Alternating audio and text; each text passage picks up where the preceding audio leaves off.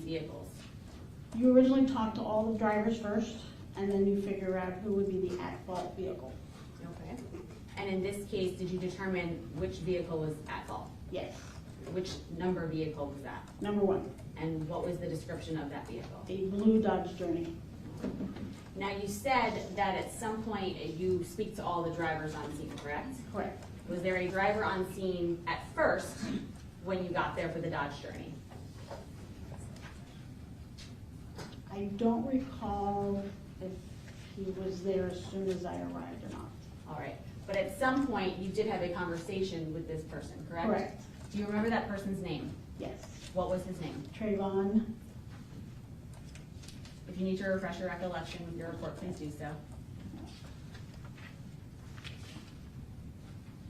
Newsom. And did he hand you his identification in order to establish who he was? Yes. All right, so as you're speaking with him, did he make any statements to you about who was in the vehicle? I asked if he had passengers, and he said yes. Objection, hearsay. You may answer. Yes, he said he had 2 passengers in the vehicle. All right, were those 2 passengers there at the time you were speaking with Mr. Newsom? No. Can you just, did he describe to you what those 2 individuals looked like? Yes. Can you please describe the first individual and where they were sitting in the vehicle? Objection, statement calls for hearsay. You may answer. He's the front passenger, he described as a black male, 6'1", about 100 and, with my notes, If you need to refresh your recollection, please do so. 100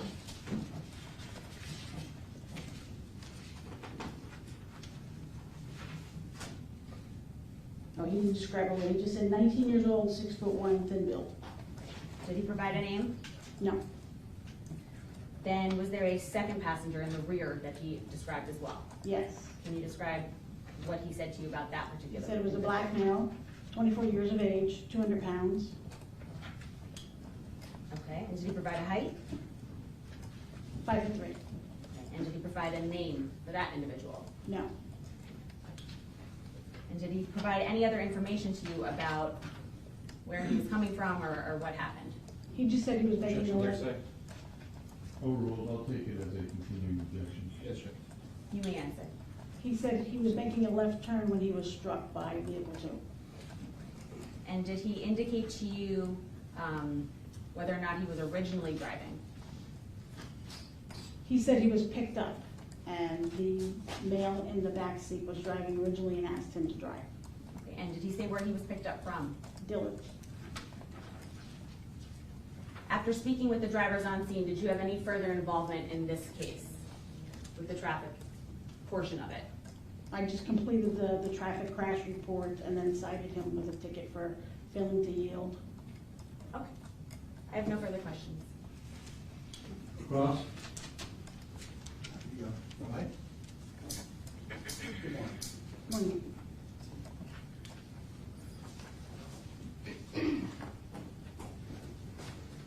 So you get to this scene.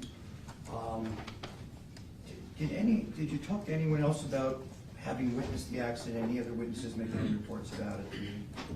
There was no witnesses that approached me or that we found on scene. Okay. So is it fair to say that if Mr. Newsom hadn't appeared at the scene, give you his ID, probably would never have known who was driving that car?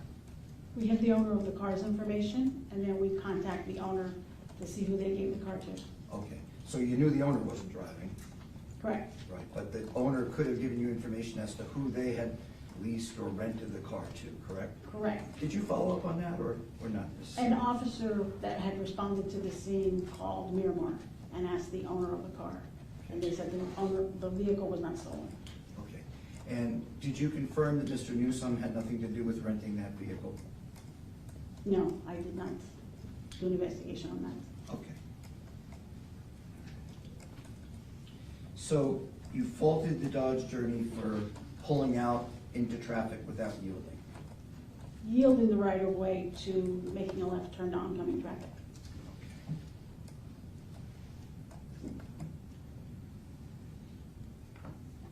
And the individual that You described as Trayvon Newsom actually gave you his driver's license, so you know exactly who he was, is that correct? Correct. All right. And he indicated he hadn't originally been the driver of that car, but someone at some point had asked him to take over driving. Correct. Nothing further, thank you. No questions, sir? No problem, sir. No redirect, Your Honor. Thank you, ma'am. You are excused. Please do not discuss your testimony with any other witness. Thank you.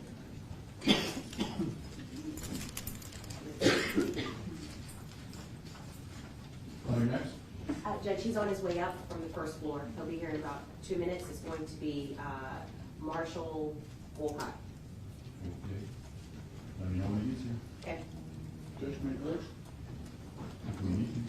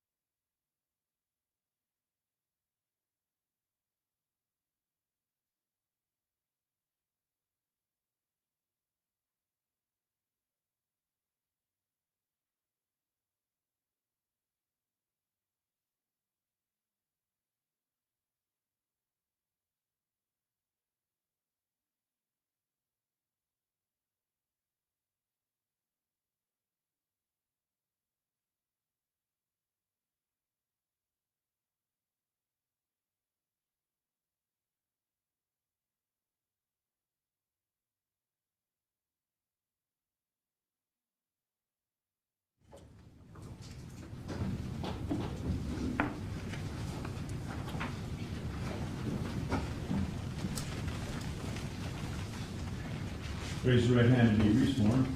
Do you solemnly swear to tell the truth, the whole truth, and nothing but the truth? Yes. Thank you. Please state your full name, spelling your first and last name for the record. It's Detective Marshall Wolcott, Marshall. Last name is spelled Wolcott. Thank you. Good morning, Detective Wolcott. Good morning. Again. Just remind us again, please, where you work. I work for the Broward County Sheriff's Office. I'm currently with the crime scene unit. Okay. And I know that you previously gave us your training and experience. With respect to this investigation, I'm going to show you what's been marked for identification as states triple P.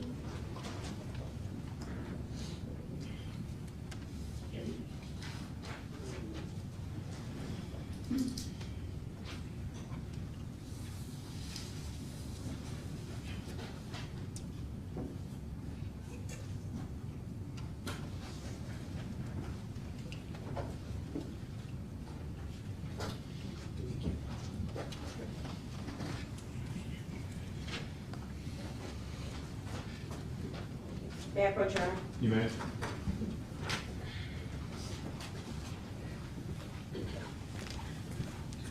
States triple P, do you recognize it? Yes.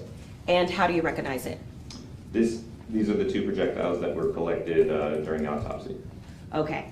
And are the autopsy number that is generated by the Broward Medical Examiner on the package? Yes. How about the Broward County Sheriff's Office case number that was generated in this case? Yes. And is it subject to, is the packaging collection and the way that this evidence was kept subject to the BSO protocol that you previously testified to in this case? Yes. And does it fairly and accurately, or does it appear to be in the same or substantially similar condition as when it was collected in 2018? Yes.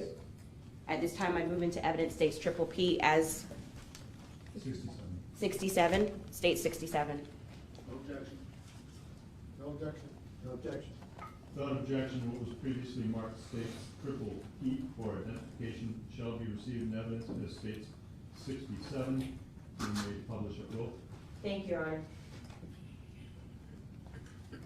I'm going to show you what's been marked for identification as states triple Q.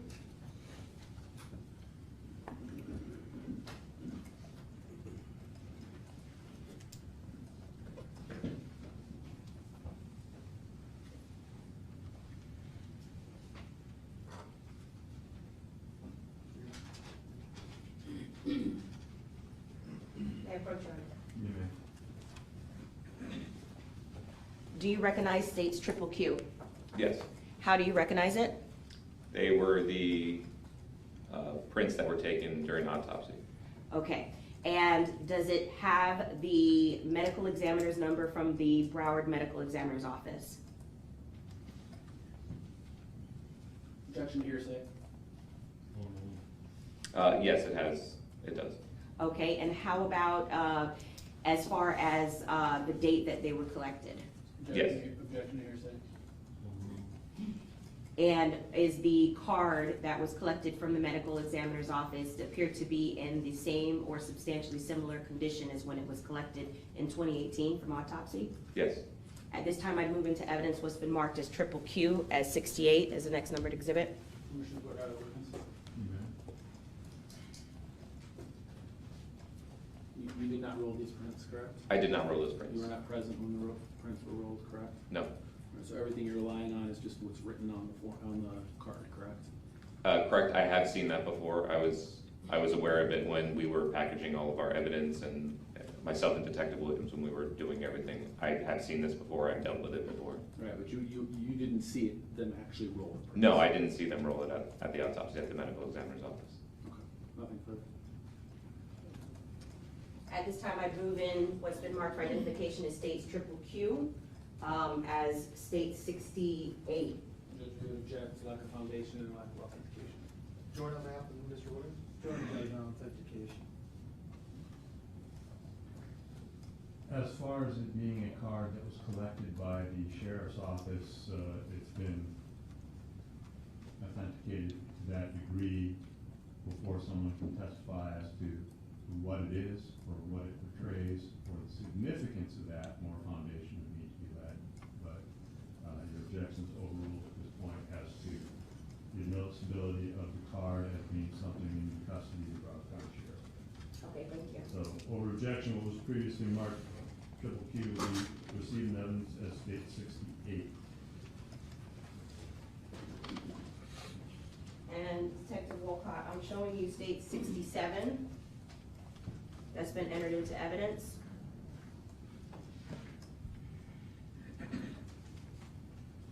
I'm not going to open the package as it is biohazard material. If you could please tell us what is state 67? They are two projectiles. And the projectiles were recovered from the victim in this case at autopsy? Correct. So generally, anytime an autopsy is done and there are projectiles that are still inside the victim, they will remove them from the victim and then they will transfer them into our custody for our investigation. Okay. Were these two projectiles submitted to the Broward County Sheriff's Lab for further analysis? Yes.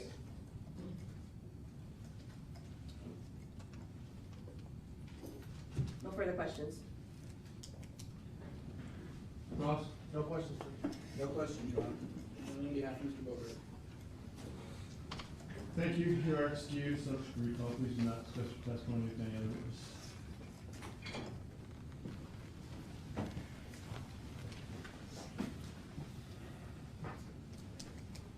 State, call your next.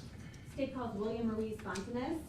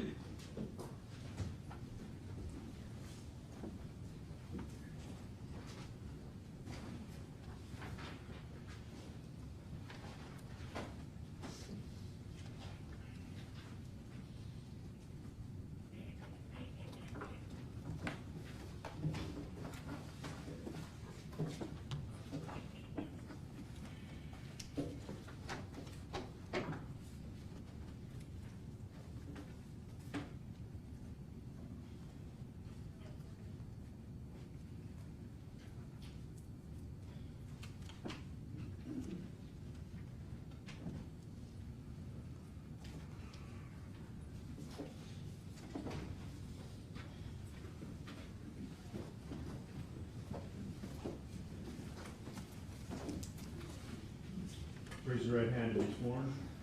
Do you solemnly swear to tell the truth, the whole truth, and nothing but the truth? Yes, I do. Thank you, may you see that. Thank you. Please state your full name, spelling your first and last name for the record. First name William, W-I-L-L-I-A-M. I have two last names. First last name Ruiz, R-U-I-Z. Second last name Fontanes, F-O-N-T-A-N-E-Z. You may inquire. Thank you, Your Honor. Good afternoon, or good morning. Good morning. Yes. How are you? I'm doing well, and you? Good, thank you. Can you please introduce yourself to the jury and let them know who you work for? Okay, my name is William Ruiz, and I work for Broward Sheriff Office Crime Lab as a firearms examiner, criminalist 3. What does that mean? Okay, so I work for the crime lab of BSO, and what I do is analyze firearms and firearms-related items that are submitted by different agencies here in Broward County. Then I testify in court when summoned and produce a report of my findings. All right. How long have you worked for BSO, the Broward Sheriff's Office, in that capacity? I just turned 8 years working for BSO. Congratulations. Thank you. Prior to working for the Broward Sheriff's Office, have you worked anywhere else in that same capacity? Yes, I did. I used to work for the Puerto Rico Institute of Forensic Science, where I worked for a total of 6 years.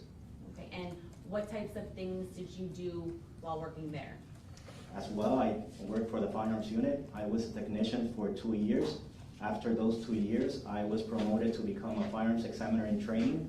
I completed a 2 years training that was focused on different modules pertaining to firearms, such as firearms history, the history of gunpowder, how firearms work, visiting manufacturers of firearms and manufacturers of ammunition, also attending armor courses, and also attending firearms manufacturers in order to see how firearms are made and how the parts leaves their markings on the firing pin, on the firing cartridge case, and the fire bullets. All right, now, prior to having that job, can you tell us a little bit about your education in order to then move to what you do now? Yes, I have a bachelor's degree in forensic science and a master's degree in criminal justice, both from the Inter-American University of Puerto Rico. All right, now, you discussed briefly just now your training in order to do what you do. You said you visit manufacturers. So what's the purpose of doing that? What do you see when you go there? It's in order to understand how firearm parts are made and how, when they are made, they leave their markings on the fire cartridge cases and bullets, and how they come together, what manufacturing process do they use, that those are gonna leave tool marks in fire cartridge cases and projectiles. Okay, now you also indicated with your training, I think you said it was a 2-year training in firearms and tool marks, and there was 2 modules to it. What were those modules? Oh, there were more than 2 modules, actually there were 12 modules. It was in firearm history, history of gunpowder, make and manufacture of firearms, make and manufacture of ammunition, serial number restoration, analysis of firearm, courtroom testimony, as long as many others. Okay, and are you certified in firearms and tool marks examinations and comparisons? Yes, I am. The Association of Firearms and Tool Mark Examiners, I am a certified member for 5 years now. And what you need to do is you have to take a test in firearms identification, and that's a written test. After that, a practical test, which is comprised of comparing fire bullets and fire cartridge case, is also given, and I passed both tests. And do you continuously take courses to stay up to date with all of the new technology and science that comes with what you do? Yes, I do. And in order to be recertified, you need to have 120 credits every 5 years, and I currently recertified just a month ago. So, have you ever testified in a court of law before with regards to the comparison of firearms and tool markings? Yes, I have, both in the state of Florida and Puerto Rico. How many times would you say you've testified? Over 40 times. Now, can you explain to us a little bit more specifically, I guess, what a firearms and tool marks examiner really does when you receive any sort of evidence that you're asked to compare? Just a general overview first. Okay. So when evidence is submitted, it has to be related to firearms, such as a firearm, a revolver, a pistol, shotgun, or a rifle, and fire cartridge cases that are found on the crime scene, as well as bullets found on the crime scene. We also do tool marks pertaining to, let's say, a blade. A blade was used to cut a tire. Also, those type of examinations are performed as a firearms examiner and tool mark. Your Honor, at this time, the state tenders the witness. Did anyone wish to what here? Objection. No objection. All right, let me instruct.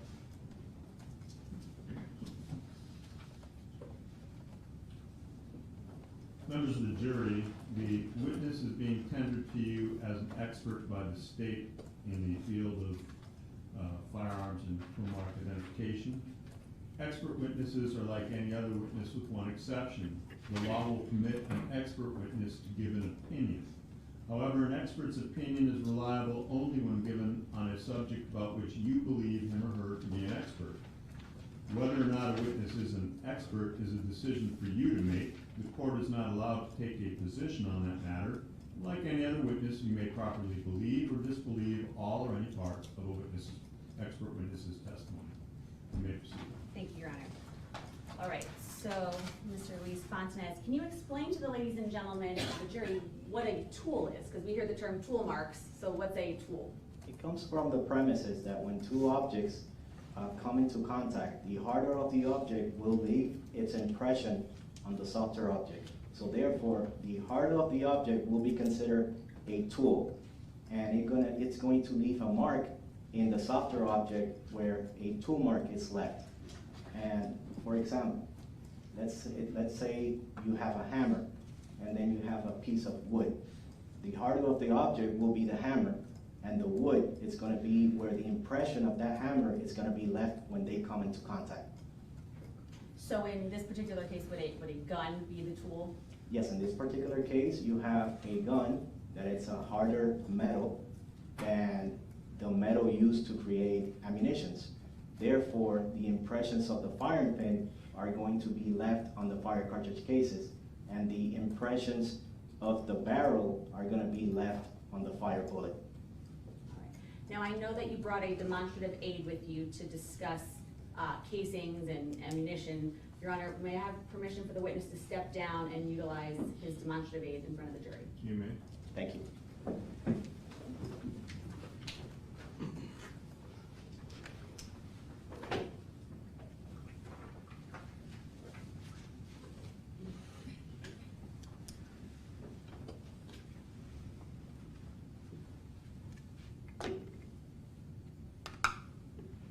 And you can come step here so that all the jurors can see, because I know there's a large group.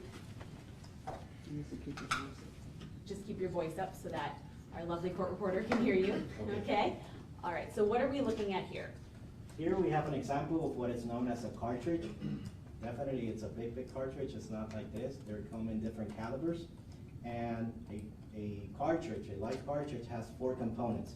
You have a bullet, you have a cartridge case, you have the primer, and then you have gunpowder inside. And this is what is loaded into a firearm. How it works, a light cartridge goes inside the chamber of a firearm, and then when the trigger is pulled, the firing pin, it's going to strike the primer of the cartridge. That's going to create a spark that is going to ignite the gunpowder inside the cartridge, and that powder is going to turn from solid to gas, so it needs to come out. And how it happens is that it's going to propel the projectile. This is an example of a barrel, and you're going to see that inside the barrel you're going to have lance and groove impressions. The lance are going to be the raised portion, and the groove are going to be the concave area. And you see that it also has a twist, and that's for, if you can use for reference, when a football player is throwing a football, it actually gives it a spin. So the same thing is going to happen to the bullet when it's traveling down the barrel. All the impressions from that land are going to be then left on the projectile. And this is known as striations. And those striations are unique to each barrel. And that's how a comparison can be produced.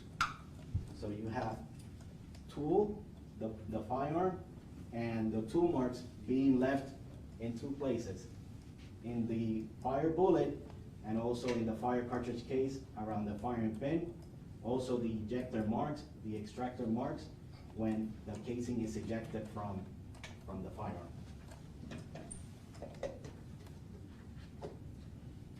When I do a comparison also, what I'm doing is, if a firearm is submitted, I'll test fire the firearm and compare it to the fire bullets found on the crime scene.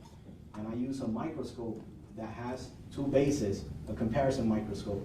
And I can compare two objects at the same time and try to find where the striations are aligning with each other. And that's what is called an ID. So you have to search, let's say a bullet has 5 line impressions, you have to go to each line impression in order to see if they're aligning with the other one. So it's a process, but it's what we do as firearms examiner. All right, thank you. You can have a seat, and we're going to break down everything you just told us a little bit more. Thank you.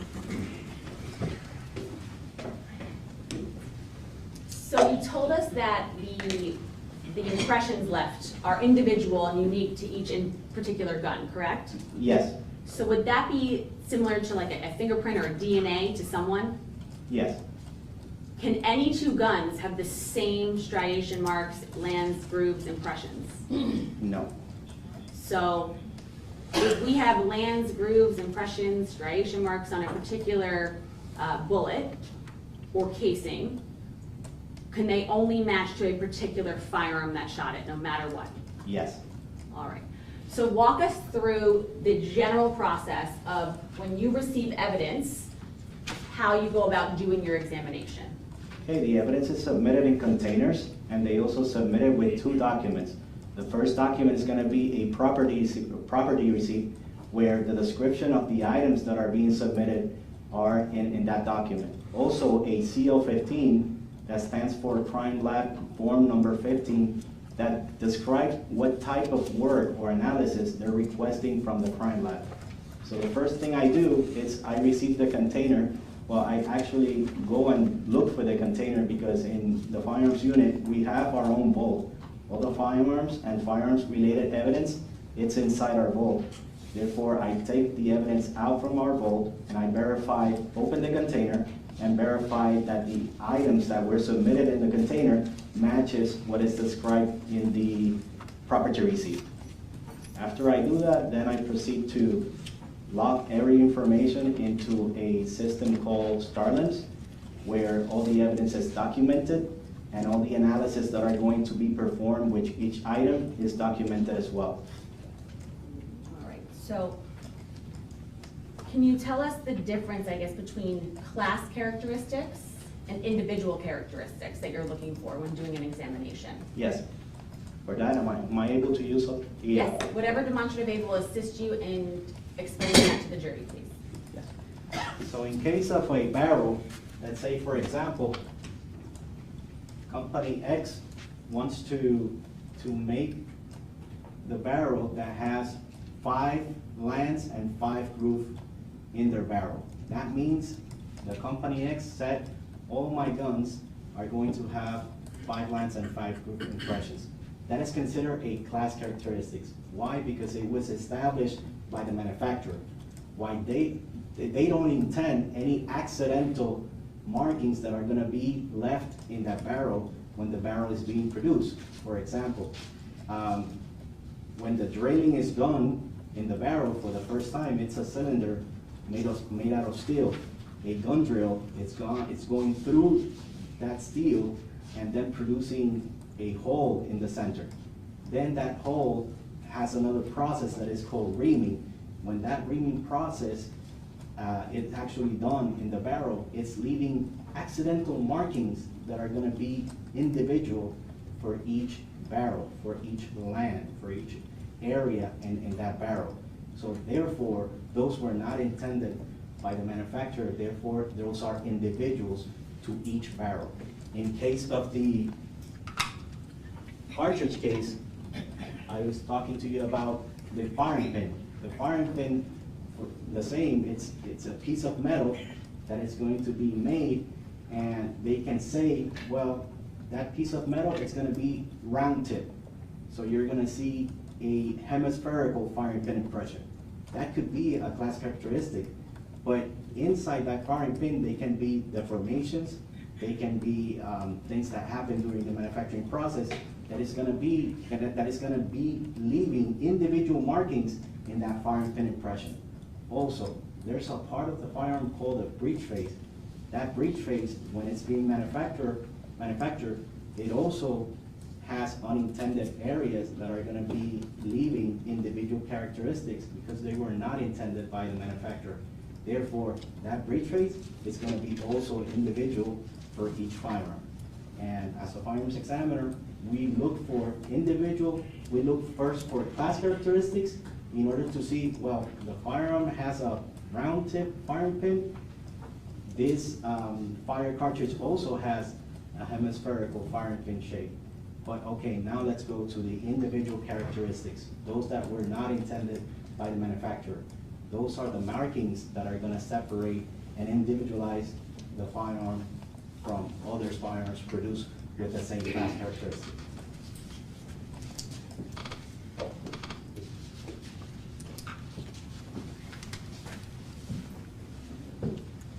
All right, so you told us, you mentioned the term, I think it was firing pin is what you said. So firing pin I know is inside the gun, but is that what moves when you pull the trigger? Yes, when you pull the trigger, the firing pin is going to strike the primer area of a cartridge case. Okay. And then what is the term for the item that is expelled out of the actual gun? That will be a fire cartridge case. Okay, and that's what pops out of the side after the bullet goes out, correct? Yes. Okay. And so do both the bullet itself and then the fired casings have individual markings that you can compare? Yes. All right. When we say live cartridge, what does that mean? It has the 4 components, which are a cartridge, primer, the bullet, and gunpowder. So does that mean it's not fired yet? It hasn't been fired. Now, explain to us the term cycling marks. What does that mean? Once a cartridge is loaded into the chamber of a firearm, there are many processes that you have to take. For example, if it's a pistol, you have to load the cartridge into a magazine. The magazines is where the cartridges are loaded in order to then introduce that magazine into the magazine well. Then you pull the slide back, and what are happening during all those processes that the cartridge, it's getting markings from the magazine. It's also getting markings from the extractor and the ejector that are parts that hold that cartridge and put it into place. And also whenever the firearm is fired or not fired, just simply that the slide was pulled back. The extractor and ejector eject that cartridge because it wasn't fired, it's a live cartridge then. And those markings are also left on a live cartridge. You said the term magazine, and I'm sure many of us know what that is, but I just want to have it explained. Is the magazine the portion where you actually load the ammunition and then put it into the gun? Yes. Okay. You indicated something about markings from the magazine. Is that called a lip marking? Magazine lip marks. Okay.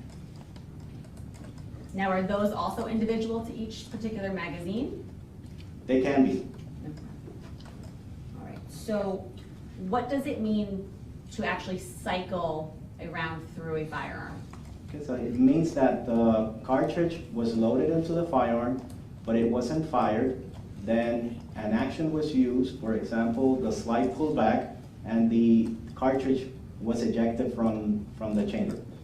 Now, you said the term slide, so I'm going to have you explain what the slide is as well on a firearm. Okay, the slide is the area of the firearm that puts the chamber or puts the action in battery. Another term for in battery, that the firearm is ready to be fired. So the slide is the part that closes the action in order for the firearm to be safely fired. Okay. Now, can someone cycle a live cartridge through a firearm without it actually expelling the bullet? Yes. Okay, and can you explain to us how that can actually happen? Okay, for example, if we have a pistol has a slide, I would first load cartridges to the magazine. The magazine then I would introduce into the bottom part of the pistol, and that's called a magazine well. Then I would pull back the slide, and when I'm pulling back the slide, as I release that slide, a cartridge from the magazine is being stripped and put into the chamber of the firearm, and then I have two options. Either I press the trigger and the firearm will fire, or I simply pull back the slide and the live cartridge will be ejected from the chamber of the firearm. Therefore, we will have cycling marks left on that cartridge, but the cartridge wasn't fired. So let's talk about now the case we're here for today. Were you assigned to review any firearms or tool marks evidence for lab number 18-07119? Yes, I did. Okay, and can you tell the ladies and gentlemen of the jury on that specific lab number on June 26th of 2018, what evidence you reviewed relevant to this case? Okay, a total of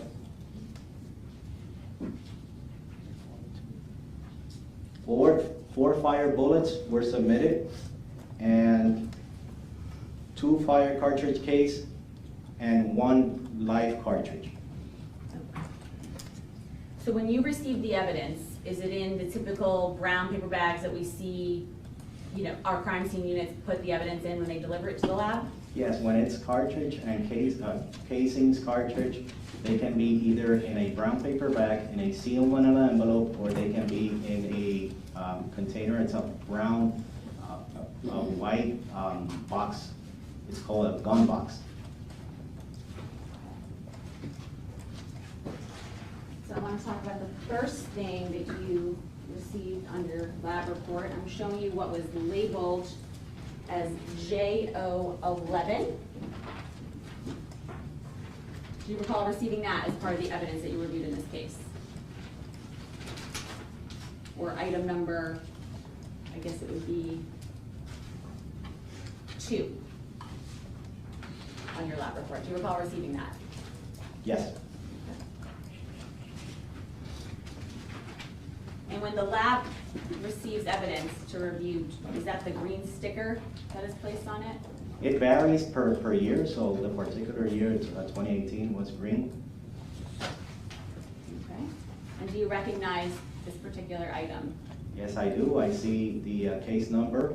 If you see the white label that says Exhibit 2, JO1, has the case number 18-07119, and it also has my initials, which are WJR. And do you recall what this item was? That it's a spent bullet. And when we say spent bullet, what does that mean? It means that it has been fired, and you're gonna have land and groove impressions on the surface of the bullet. Now, you also received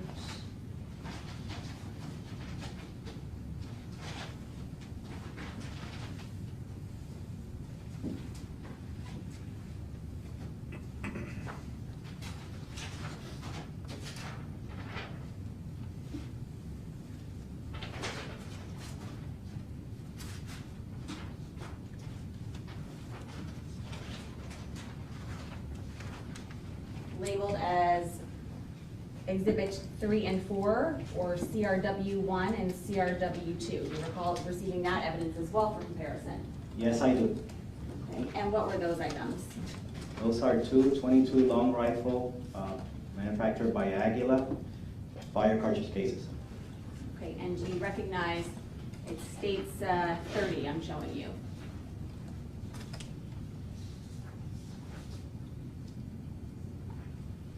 Yes, I do. Okay, and how do you recognize it? I see the 2 labels on the left-hand side, bearing Exhibit 3 and Exhibit 4, and also bearing the lab number 18-7119, and both stickers labels have my initials, WJR. Okay. And I believe these were the fired casings on scene, correct? Yes, they are. Now, you also received some evidence from the medical examiner's office, correct? Yes, I did.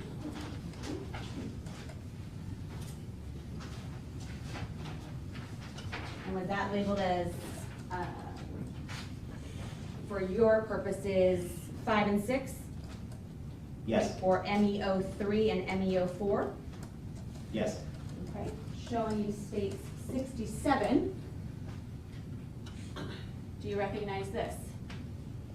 Yes, I do. I see the lab number 18-7119. Also, I see two labels reading Exhibit 6, ME04, and my initials, WJR, and Exhibit 5. And what are these that we're looking at here? Those are going to be 2 fire bullets.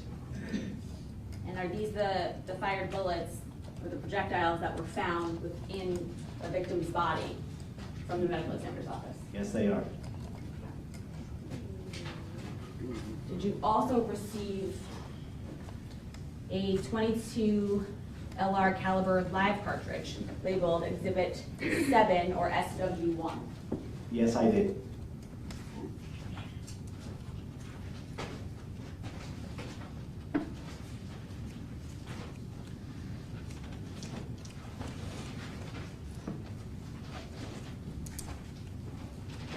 Showing you states 29.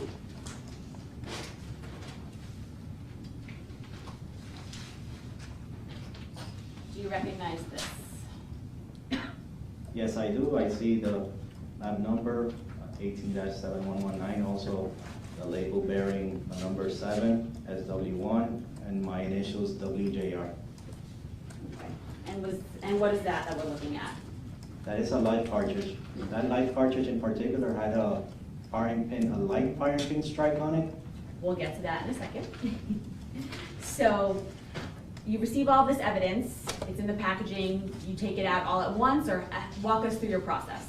No, I start one by one. I open the container, make sure that inside in the container has what is actually being described. And if it has any correction, I will correct it. For example, it says fire bullet and it's a fire jacket. I would change that in my notes. I know the weight of the bullet. I also know the diameter, and the diameter is going to be the distance of the base of the fire bullet. So you measure it from line impression to line impression, and that is the diameter of the bullet.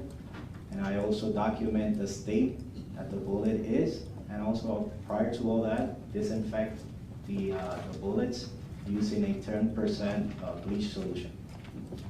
Now, with the evidence that we just went over, did you in fact do a comparison of all these items? Yes, I did. All right, let's start with Exhibit 2, which is the States 37, which is the spent bullet found on the victim, in the victim at the hospital. States 5 and 6, which were the projectiles found inside the victim's body at the time of autopsy, which is states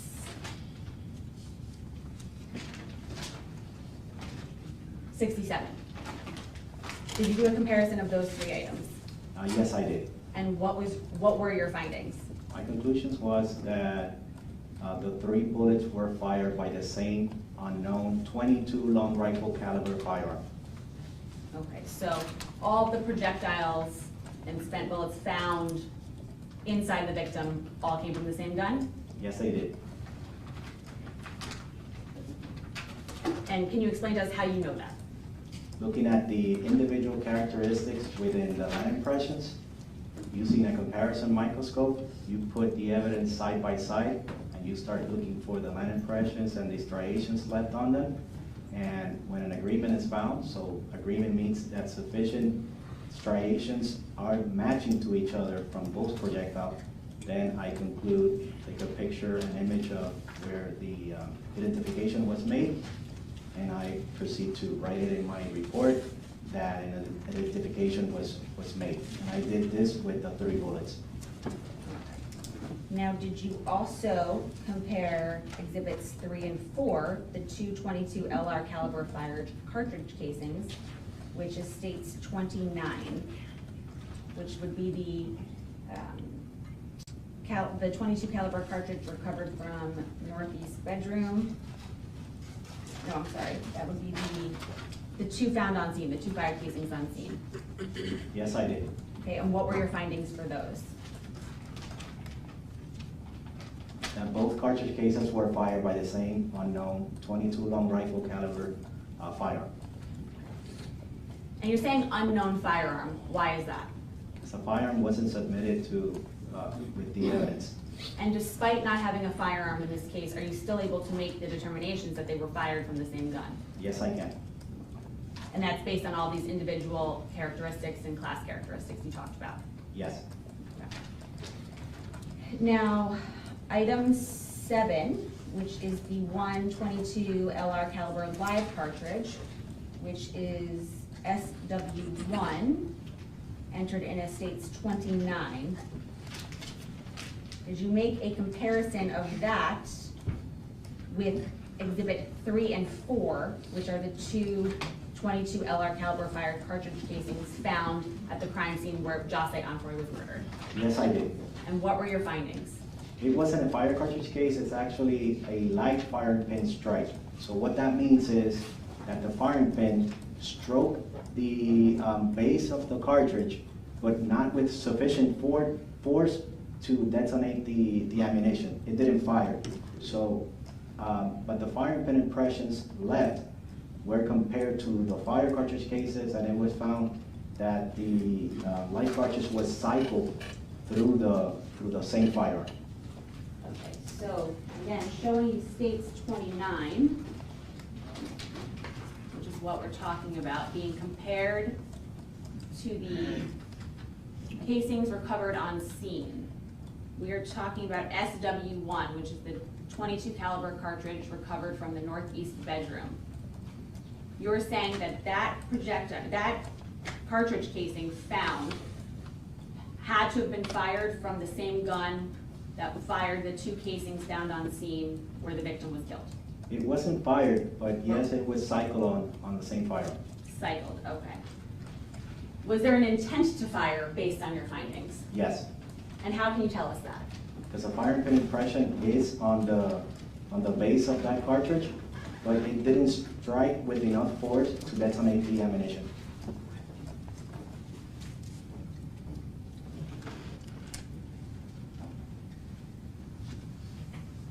Now, based on your findings of examining and comparing all of the tool markings on these items we just went over, were you able to determine at least a realm of particular firearms that these were shot from? Yes, What were they?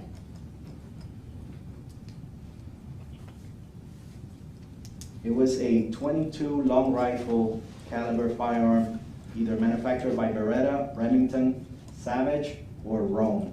This is not a list that excludes every other type of firearm. But how do I get to this conclusion?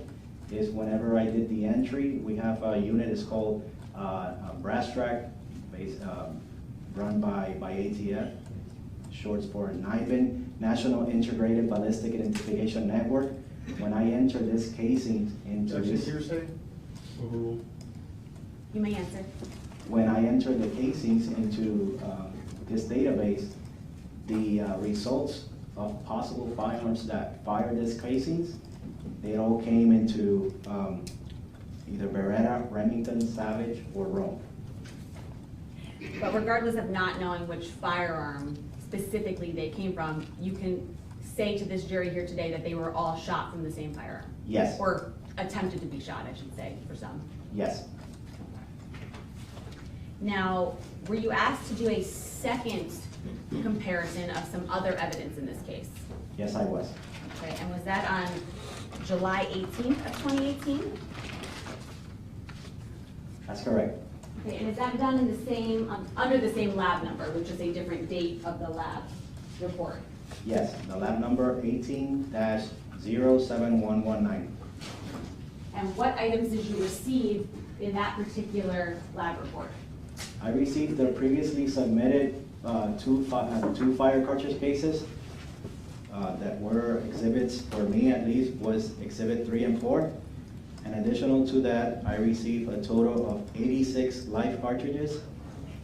And it was divided into 3 items. The first item had 6 .22 long rifle Aguila live cartridge. Second item was 40 .22 long rifle caliber Aguila live cartridges. And the third item, another 40 .22 long rifle caliber CCI live cartridges. Now, live cartridges can be ammunition, I'm gonna say it in layman's terms, can be ammunition that's just still in the box and it hasn't been loaded into a firearm yet, correct? That's correct. Okay. I'm showing you what's been entered into evidence as states 46. This will not fit under that, so I'm going to walk it to you. Permission to approach, Your Honor. Yeah. Thank you. Do you recognize this?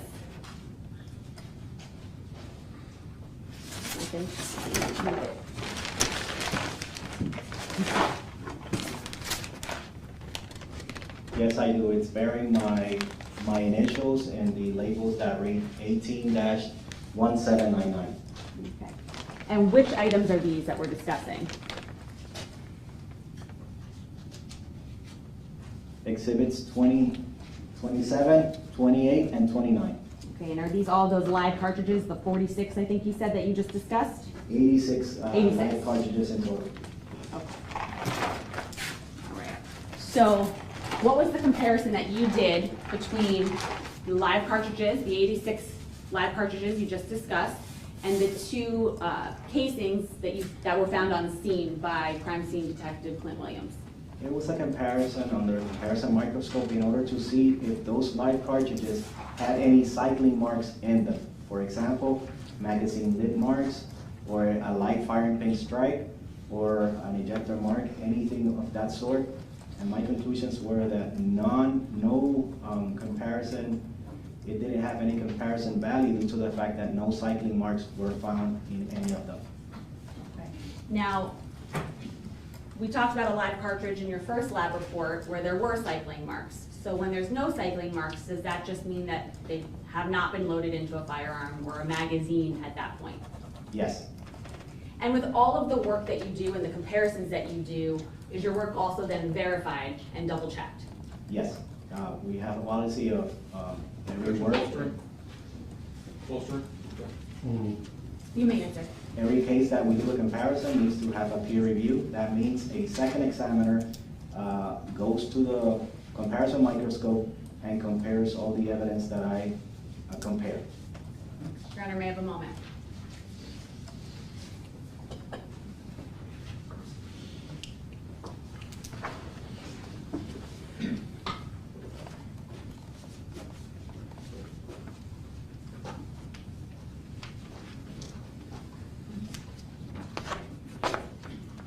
Thank you, Mr. Ruiz-Gonzalez. I have no further questions at this time.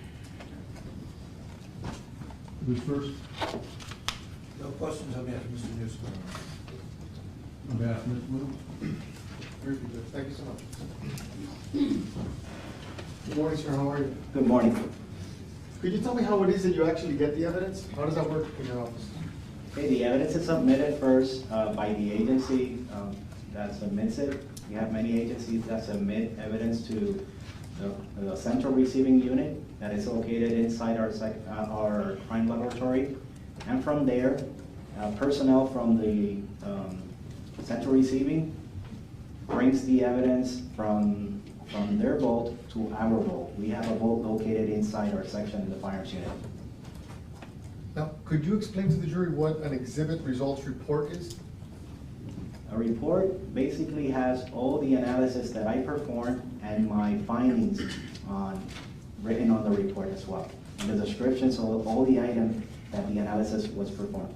And is that something that you do contemporaneous with the work that you're performing? The report is the last thing to do. All the contemporaneous notes are being taken at the same time the analysis are being performed. For example, I am firing a gun, I'm writing as soon as I finish firing the gun, I'm writing that the firearm was operable. If I compare a cartridge case, I put my findings, because I have a computer right next to the comparison microscope as well. I'm looking at a 10-page exhibit results report in this case. Do you have that with you? Yes, I do. I just have a question. If you turn to page 8, I'm sorry, if you turn to page 6, under, where it says Exhibit ID 7, you see that? I'm sorry, Mr. I'm sorry, I'm so sorry. No, it's okay, I have it, it's page 6. Yeah, at the bottom. Okay, thank you. You see at the bottom where it says, let me know when you're ready. May you please repeat the item number? I'm looking at page 6 of the 10-page exhibit results report. Printed January, yeah. The item in particular? It's exhibit ID 7. It's on page 6.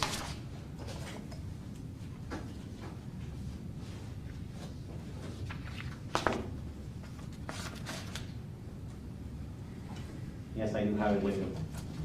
Now, under exhibit ID 7, is that the unfired 22 caliber live cartridge? Yes, it is. And under the conclusion, could you tell the jury what it says? It says result NA. Thank you, no further questions. You have to, Mr. Bori? No cross, Judge. Read. Yes, Your Honor. All right, Mr. Ruiz-Fontanez, you were just asked by Mr. Padilla, which is Mr. Williams' attorney, about that page 6 where you said NA under result for exhibit ID 7. Can you explain what that meant? Can you allow me to look at my comparison notes? Yes, please.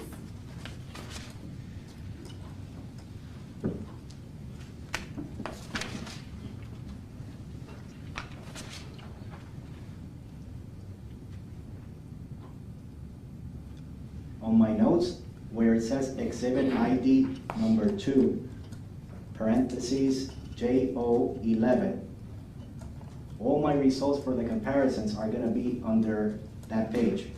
And it reads the following. Exhibit 7 was cycled in the same firearms as exhibits 3 and 4 based on agreement of striations in the firing pin impression. Okay, so the NA under that other page that was mentioned is, where does that come from? How did we get then to the actual result you just read us? That comes because in that page, I did not put my results. My results go in the microscopic comparison results, and that is in a different item where all the notes are taken and explained. I have nothing further. Thank you, Your Honor. No recross. Thank you. You are excused. Please do not discuss your testimony with any other witness. Thank you. Judge, we need to sidebar regarding scheduling, please. Okay.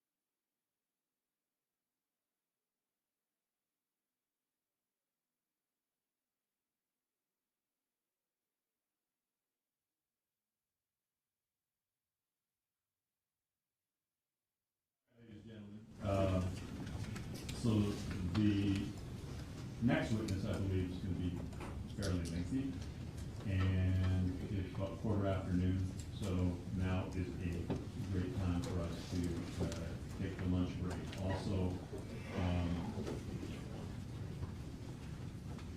to hopefully make it so that you don't have to wait back there quite as long while set up or discuss anything that comes up. I'm going to give you an hour and a half today instead of an hour and 15, and then have you sitting in the reception for 15. So it's just about 1:15 now. 1:45, we will reconvene. As with each time we break, you're not forming any definite fixed opinions, merits, case, figure, all the evidence, arguments, counsel, instructions, and the law by me. Till that time, do not discuss case even among yourselves. During the course of the trial, we'll take regular recesses during which you're permitted to separate and go about your personal affairs. During these recesses, you shall not discuss case with anyone, nor permit anyone to say anything to you in your presence. Anyone attempts to, you're on the jury, ask them to stop. Report the matter to one of my deputies. If you see counsel, witnesses, defendants, anyone else associated with the case in the hallway, they will ignore you. They're not being rude. They're following the court's orders. Please isolate yourself from any outside or media exposures. Have a great lunch. Thank you.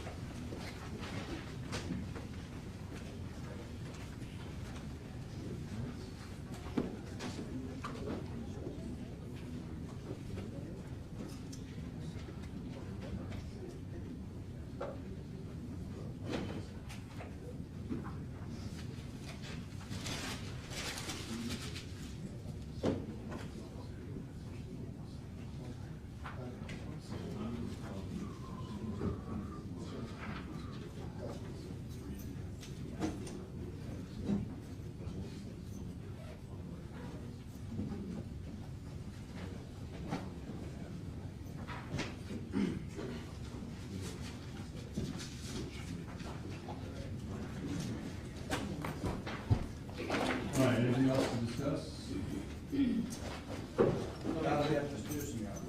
All right, let's be back 10 minutes before I close entity, so 1:35.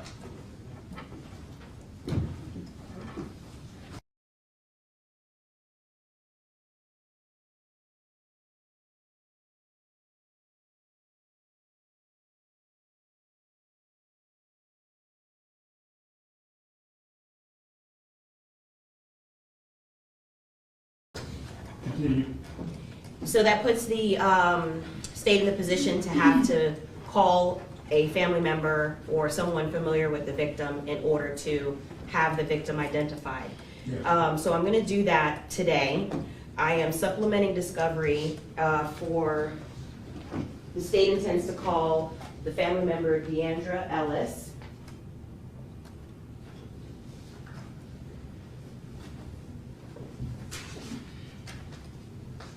For the sole purpose of identity, I expect it to be just a few questions. I also have a Ori Tennis motion in limine that I want to address regarding her testimony. There have been other pretrial matters regarding other potential motives and discovery regarding other family members and anything having to do with things that happened since Jose Onfroy has died with his estate, things like that. I am asking for this court to limit the testimony just very strictly to the scope of identity, which is all I'm going to ask. I don't think, for a variety of reasons that I want to put on the record, it would be appropriate. Number one, I would argue it's harassment under this circumstance to try to backdoor that in through an identity witness. This is a grieving family member, and it would be highly inappropriate to ask those types of questions of this particular witness. I'm also trying to limit the fact of upsetting the witness, because already the witness is going to have to see a very upsetting photograph based on the fact that there's been no stipulation, and I don't want to cause any issues regarding that.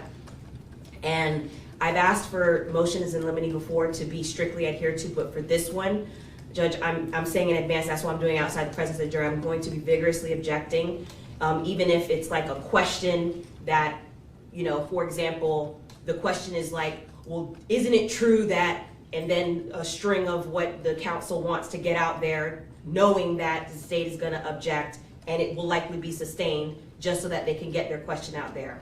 I'm putting that all out there because I think, especially given the nature of the testimony, the nature of the witness, it would be highly inappropriate. And so I just wanted to put all that on the record, and in case there were any issues last minute. Understood.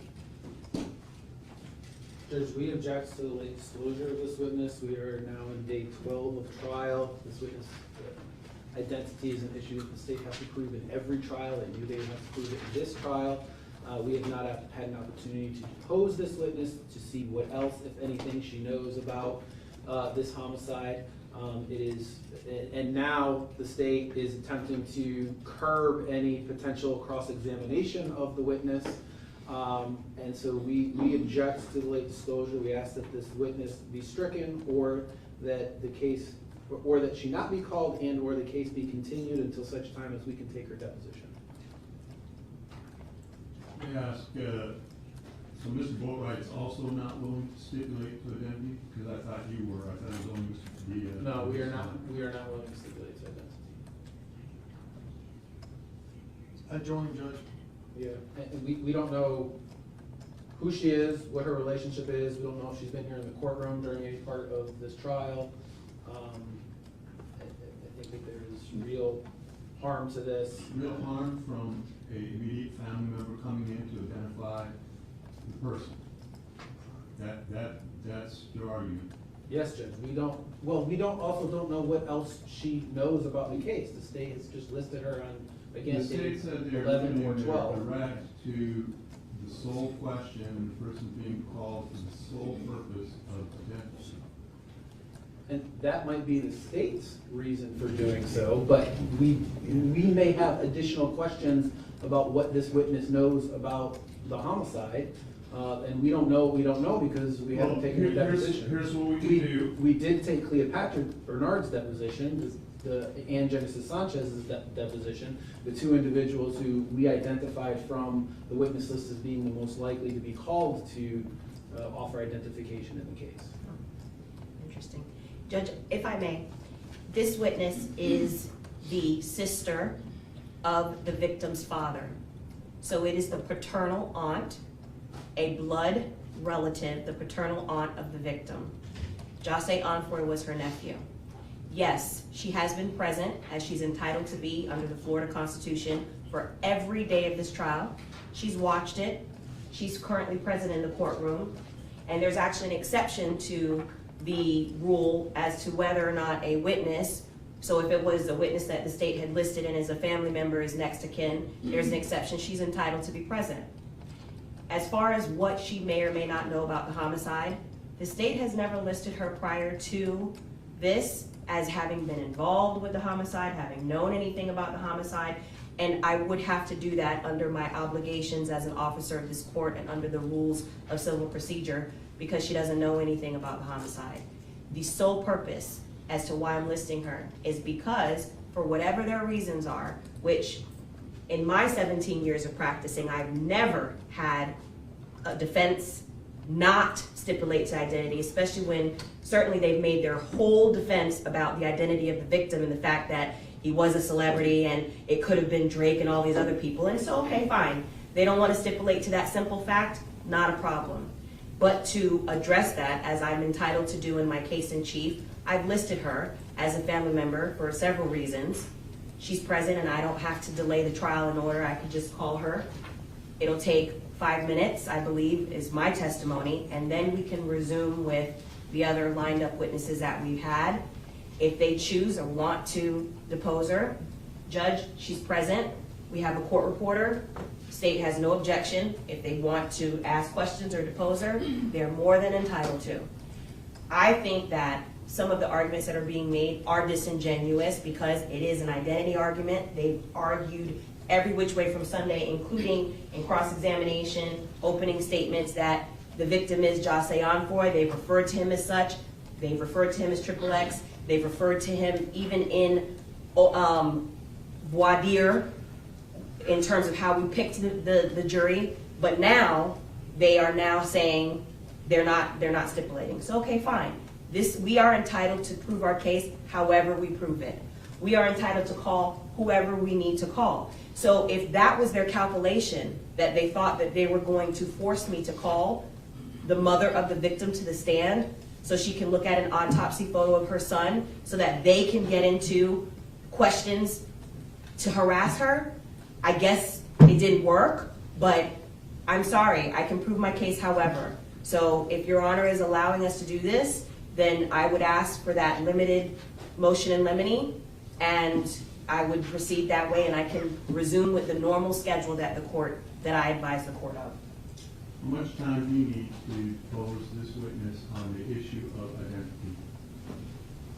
I mean, we can schedule it at the court's convenience. Right now, I mean, how long is it gonna take you to ask the questions about if she knows the victim, how they know the victim, whether she can identify the victim, because that's all the questions that are coming out on direct.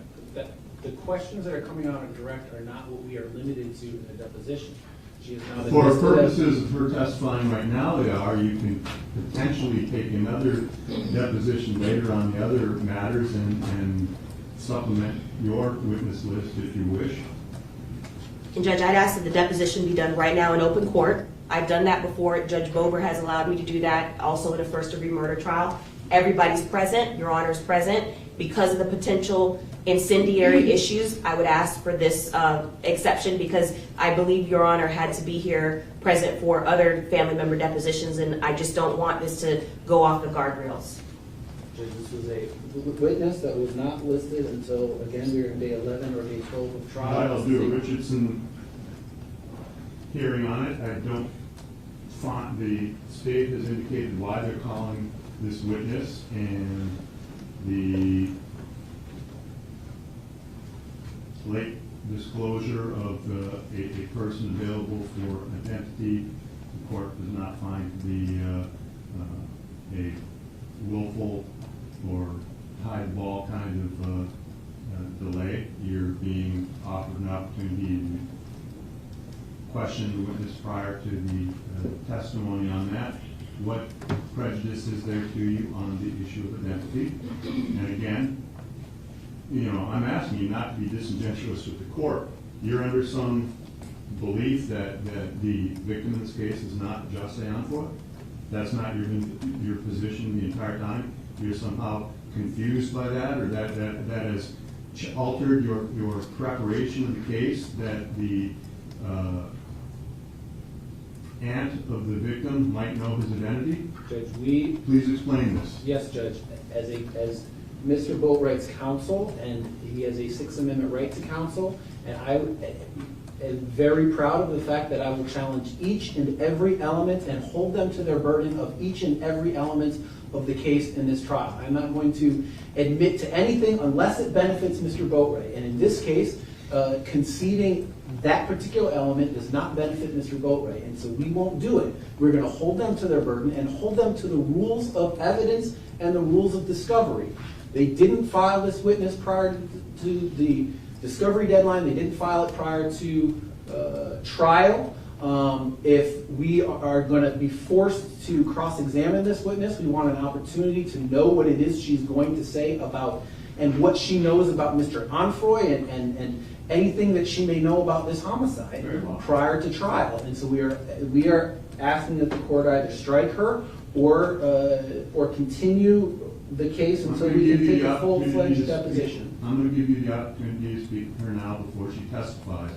I can't imagine that you can make an argument how your preparation in this case would be materially different if this witness had been presented previously on this issue. Mr. Padilla, you're joining Mr. Boatwright? I join. Mr. Rares, are you joining? Judge, we have been prepared to stipulate. We are concerned. We understand co-counsel has a right to request this happen this way. We're concerned with any emotional reaction the jury might see, as that would certainly prejudice Mr. Newsom and not, in our opinion, gain any advantage for any side other than the state. So we would stipulate to ID as behalf of Mr. Newsom. All right, I will allow you, Mr. Rares, at the time you're offered cross-examination to let the jury know that you've stipulated to the identity. Thank you.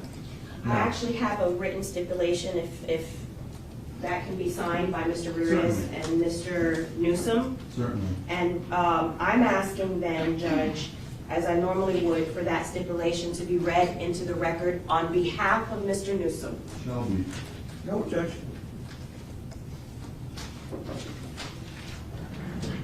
You can sign it, just say who that was, Josh. I had it printed, hold on one second, Your Honor.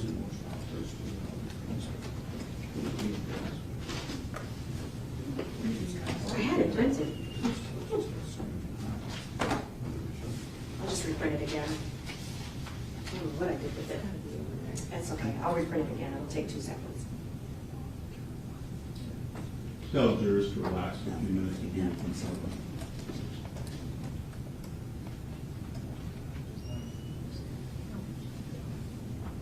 No, and at the moment that happens, we're gonna request a sidebar.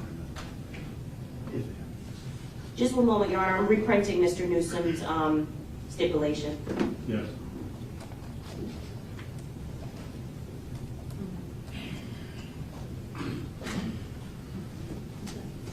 No, it's literally, it's printing. This is, I was gonna say, I have my stuff. You touched it? Well, I'm not moving. What time is it?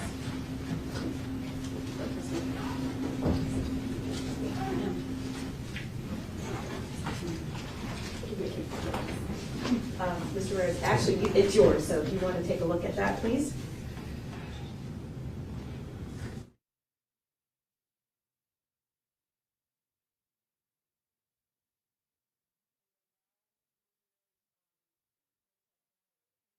He's going over the stipulation with his client to sign.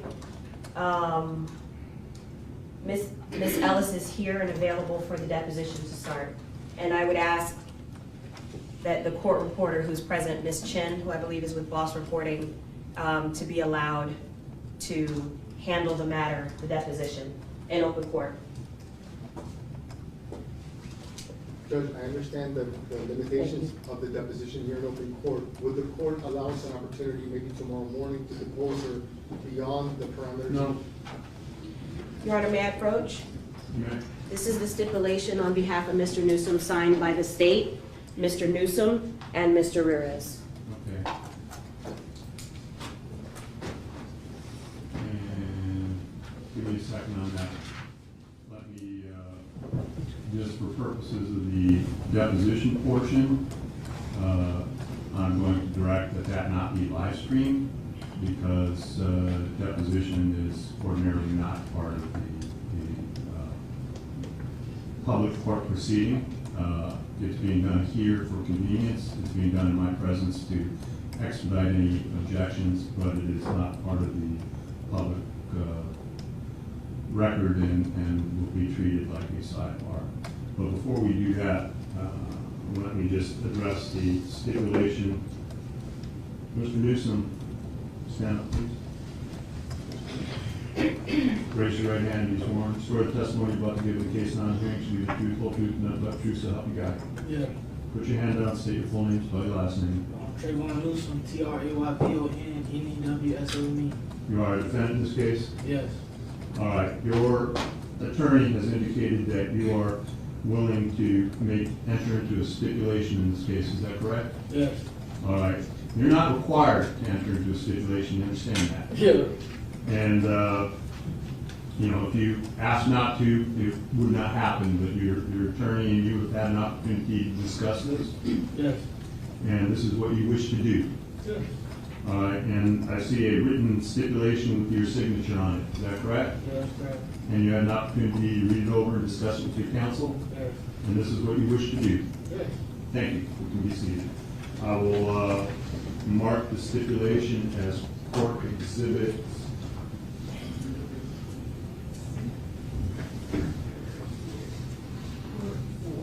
Court exhibit 4 will be marked as that, and At the appropriate time, you may ask for me to read that stipulation. And there's an instruction on stipulations, which I will also. Okay, so what I'll probably do, Judge, is before the state calls Ms. Ellis, I will ask for the stipulation to be read so that the jury is aware that Ms. Ellis is being called for which case. Yes. Okay. For which? Or which defendant, I should say. Correct. State's ready for the deposition, so Ms. Ellis is present, so. Okay. State is specifically agreeing to one because he waived a right and not agreeing to another because he exercised his rights. It is a violation of Mr. Boatwright's due process for this stipulation to be read to the jury, and let's be honest about why they're doing it. They want the jury to hear that Mr. Boatwright is somehow forcing this witness to get on the stand, and that is not the truth. And so we object. And Judge, I join in considering the late disclosure of this witness. I believe it was my client's right to have her deposition taken, and once he was satisfied, he's stipulating as well. We believe that it's unfairly prejudicial to mention the fact that Mr. Newsom agreed, and simply because he, we undertook the deposition to single him out as someone that's not stipulating because it's not actually correct. Prior to taking the deposition, prior to the name of the witness being announced, you indicated you would not stipulate. So it has nothing to do with that, sir. Thank you. State's ready to proceed, Judge. They're ready. All right, bring them out.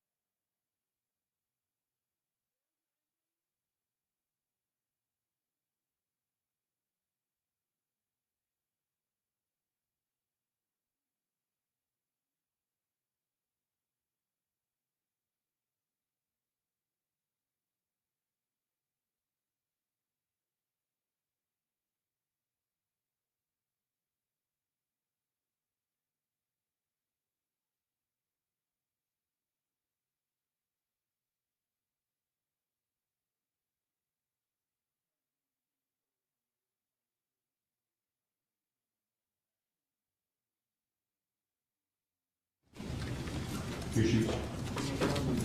State, you may proceed. Thank you, Your Honor. Prior to the state calling its next witness, if I could please ask the court to read the stipulation of the deceased victim on behalf of co-defendant Trayvon Newsom, please. Yes. All right, ladies and gentlemen, first let me instruct you of the following. When parties agree that certain facts are true, we call that a stipulation of fact. You must accept stipulated facts as having been proven. However, the significance of those facts, as with any fact in the case, is for you to decide. In this case, the state of Florida and counsel for the defendant Trayvon Newsom, with the express written consent of the accused Trayvon Newsom, have stipulated to the following facts that you must accept as true, but only with respect to defendant Newsom, and they are as follows. The state attorney, defendant, and defense counsel stipulate as follows. Jose Onfroy is the deceased person named in the indictment and identified by Broward County Medical Examiner number 18-1808. So again, with respect to Defendant Newsom, that is a agreed to and established fact. Thank you. Call your next. Thank you, Your Honor. The state calls Ms. Deandra Ellis.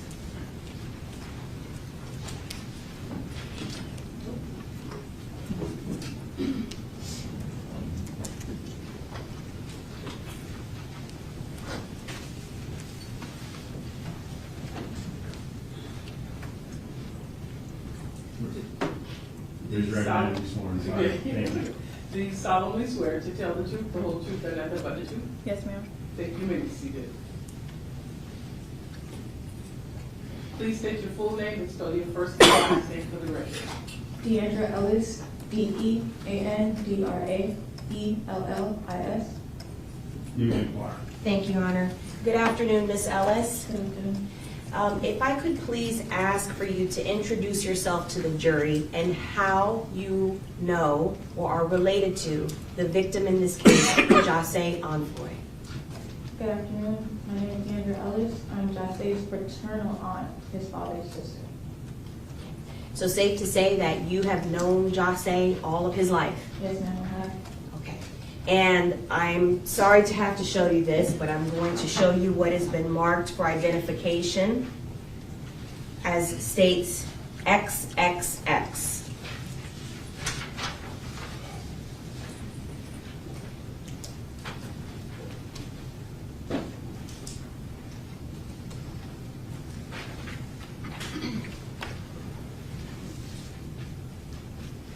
May I please approach the witness? Do you have an objection?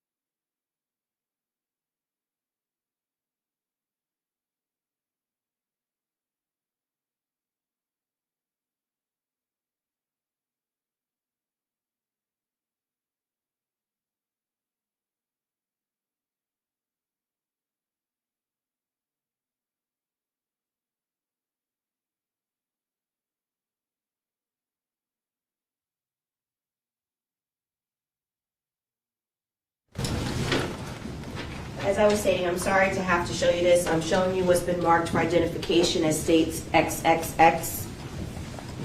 Could you please take a look at the photograph? Do you recognize states XXX? I do. I do.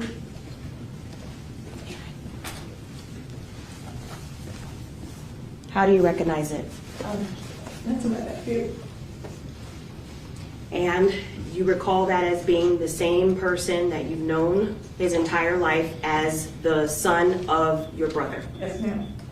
At this time, I'd move into evidence states XXX as 69. You don't objection. Nothing additional. No objection. George? No objection, Judge. Without further objection, what was previously referred to as states XXX for identification shall be received in evidence as states 69. Yes, Your Honor. You Permission to publish? publish? All right, and let me address that this photograph, along with, should we get to any autopsy photographs, may be displayed, published just to the jury, or if it's going to be put on the projector, that It shall not be captured by the video camera and shall not be broadcast. Just want to make that clear. Thank you.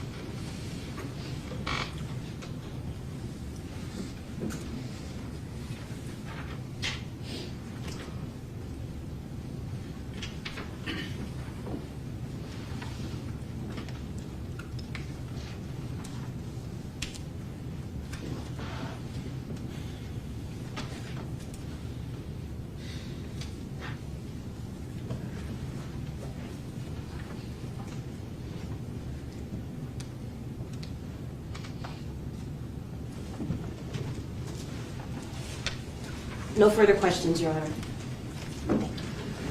Cross-examine on behalf of Mr. Bori. No, Judge, we also stipulated Mr. Alvarez's identity. On behalf of Mr. No, Judge, we stipulated as well. Bori. No, Your Honor, I believe the only stipulation that we had was the one that Your Honor read into the record. Thank you. You are excused. State, call your next. State calls Dr. Yuri Boyko.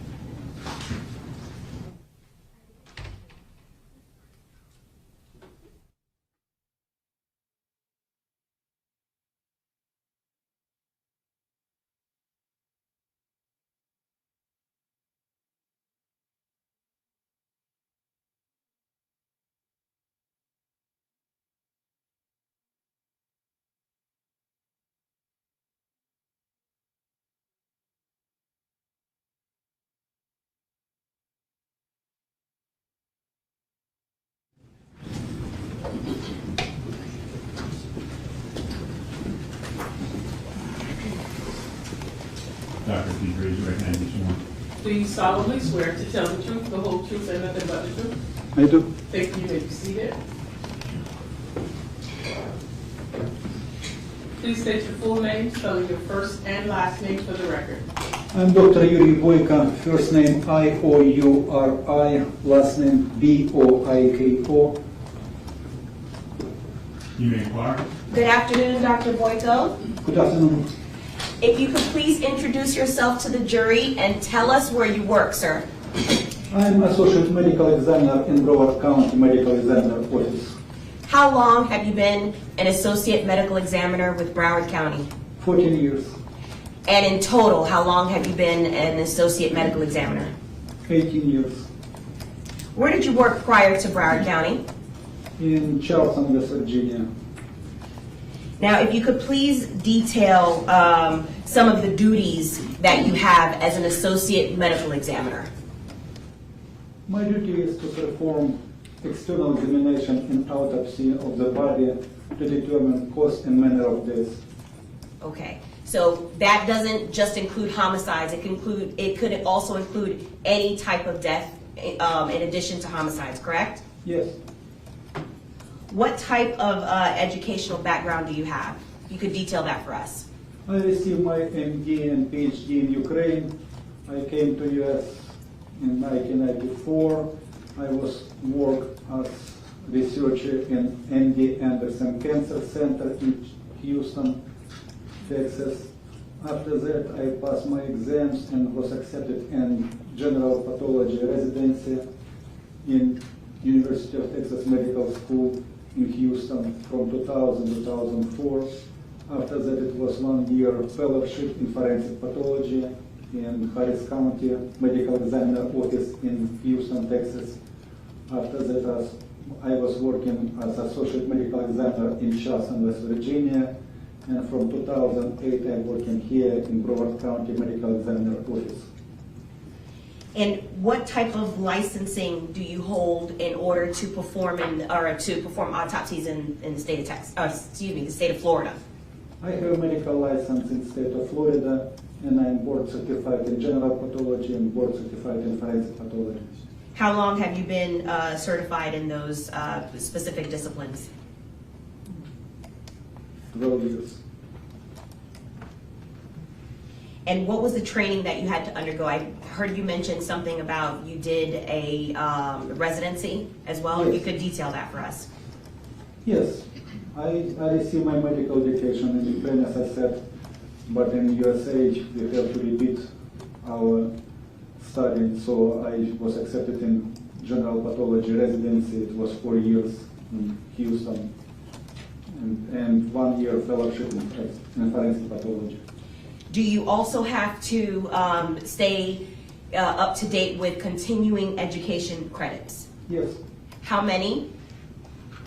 Well, every year we have just continuing education. Okay, so every year? Yes. Okay. And are you current on that? Yes. How many autopsies have you performed to date? Approximately 4,000. 4,000? Yes. And you've testified previously as an expert in forensic pathology in court? Yes. How many times? 200. Tender, Your Honor? Mr. Wonder? No, thank you. No, Judge. No, Your Honor. All right, once again, ladies and gentlemen, let me instruct you that Dr. Boyko has been tendered to you as an expert by the state in the field of pathology. Forensic pathology. Expert witnesses are like other witnesses, with one exception. The law will permit an expert witness to give an opinion. However, an expert's opinion is reliable only when given on a subject about which you believe him or her to be an expert. Whether or not a witness is an expert is a decision for you to make. The court is not allowed to take a position on that matter. And like any other witness, you may properly believe or disbelieve all or any part of an expert's testimony. You may proceed. Thank you, Your Honor. Dr. Boyko, I'm going to direct your attention to Broward County Medical Examiner case number 18-1808 for autopsy. Do you recognize that number? Yes. How do you recognize that number? Because I performed autopsy in that day. Okay, and so each case or autopsy that is performed at the medical examiner's office is given a unique identifying number. Correct. And when was that autopsy performed for case number 18-1808? It was on June 19, 2018. Okay, now, as part of your duties, if there is a deceased victim that is on scene, meaning they weren't transported from the scene and died later at the hospital, do you sometimes respond to the scene in order to review the scene with an investigator? Yes. Okay, in this case, you didn't do that, correct? No. And why is that? Because he was already in hospital. Okay, and so when the victim was at the hospital, is that where the victim was pronounced deceased? Yes. Does the hospital that the victim died at relinquish custody of the victim to the medical examiner's office for purposes of an autopsy? Yes.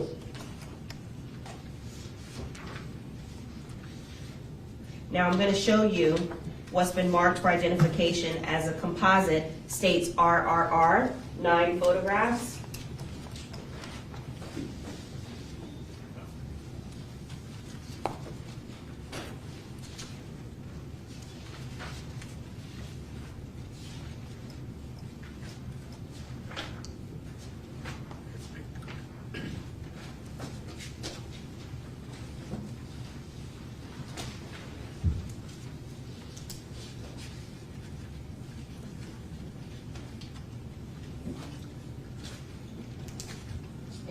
May I approach, Your Honor? You may. And actually, I'm also going to approach with what's been entered into evidence as State 69 as well. do you recognize, there's 10 items in front of you. One is state 69, and the other 9 items are identified as states RRR. Do you recognize states RRR? The 9 photographs. Yes, How do you recognize it? it's photographs were taken during autopsy. When I perform autopsy, our photographer makes photographs. Okay, and so your autopsy is memorialized with photographs. Yes, it's looking for every Oh. case. Okay, and do the photographs fairly and accurately represent what you recall as on 6/19 when you performed the autopsy in case number 18-1808? Yes, At this time, Your Honor, I'd move into evidence what's been marked for identification as states RRR as states 70. No additional objection. No objection. No objection, Judge. No further objection. What was previously marked states RRR for identification shall be received in evidence as states 70, a composite of 9. You may publish the bill. Thank you, Your Honor.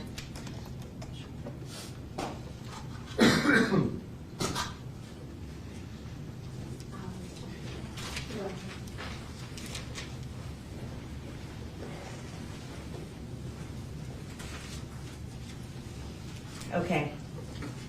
I'm going to first show you what has been entered into evidence as states 70. It's picture 1 of 9, and then I'm going to publish it to the jury. So I'll show you first. Permission to continuously Yes. approach the witness. Thank you. You've seen 1 of 9 before, correct? yes. Okay, so now that you've seen it, I'm going to publish it to the jury. Can you tell us what is states 1 of 9? Usually we receive body for homicide cases in plastic body bag and sealed with red plastic seal. Who has permission or the authority to break that seal? Forensic pathologist who is on duty, in that day it was me. Okay, so only the forensic pathologist, correct? Yes, All right, and is that a way to be able to make sure that the remains of the decedent are not disturbed, and also if there's any evidentiary value of anything in terms that you can use in the autopsy, that also isn't tampered with? yes.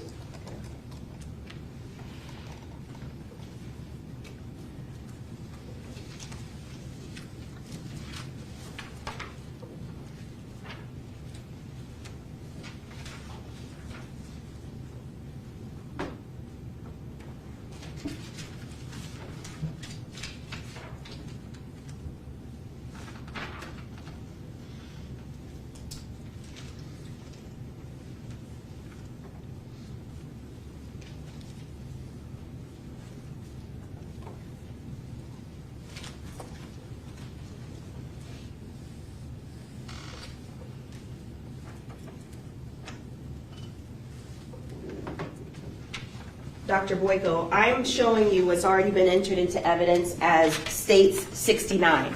Now, if you could explain what we are looking at in states 69.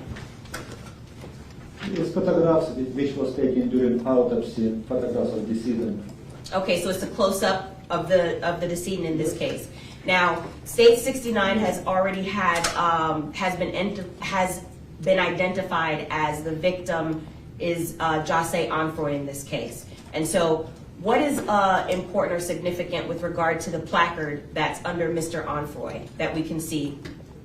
Well, this number which attached to everybody which can come in our office, so it's identification number, that is exactly this. Okay, that's the unique identifying number that you testified about just a moment ago. And so that, everything that you're testifying to relates back to Mr. Onfroy in terms of that number? Yes. Okay. And is that number depicted in all of the photographs that's in state 70? Yes. Okay. Now I'm going to show you what's already been entered into evidence as states 2 of 9 of states 70. If you could please take a look at 2 of 9 and tell us what we are looking at, please. It's body of decedent. Okay. Now, why is it that certain photographs are taken in terms of the angles? Why is that important to you to be able to document that? And I'm gonna show the jury as you're testifying about the overall photograph. Well, these photographs show that decedent had some gunshot injuries, and he had surgical procedure. Okay, now, one of the things that, with respect to surgical procedure, is that important for you to notate that the victim came from the hospital and had surgical procedures so that you can differentiate maybe what the hospital did versus what may have happened as part of the incident that caused this victim's death? Yes, Okay, and did you notate that? yes. Now, I see as part of 2 of 9 of State 70, there are some rulers and some measurements and things that are laid out next to the victim. Why is that important for you to notate that? These measurements help to determine where is exactly location of the wound, comparing the top of the head, compare with midline, so we can localize gunshot wound more precisely. Okay, and so with respect to orienting ourselves and what we're gonna look at, ordinarily when we are looking at the autopsy photos, the placard is placed where? Near the head? Yes, And is that to help as someone's looking at the photograph to be able to orient themselves as to which part of the body they're looking at, correct? correct. And when you are talking about measurements and some of the locations of the wounds that you're going to talk about, first of all, is there a standard way of referring to specific parts of a victim as you're looking at the victim? In terms of like this? Yes. Okay, so I'm positioning myself in a way that will help you explain that. And so why is that significant that you always refer to the victim, any victim, in this way? We call it normal anatomical position. Okay, so this is the normal anatomical position. So when you're saying, for example, left, you don't have to differentiate your left or the jury's left. It's always going to be the same for each autopsy, correct? Correct. Okay.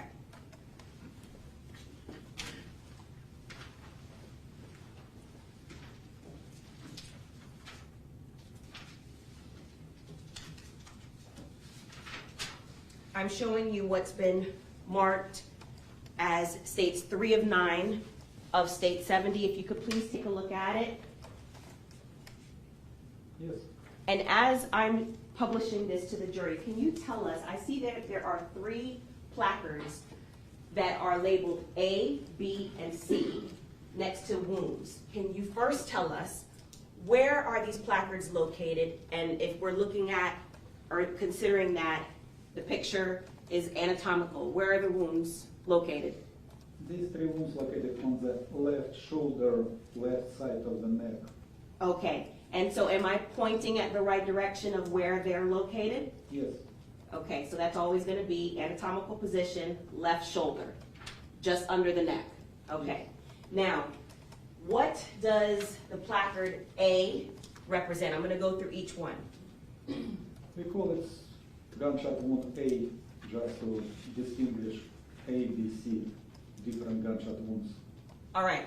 So you first, is one of the things that you do is you actually count how many wounds you determine are present for the victim, correct? Yes.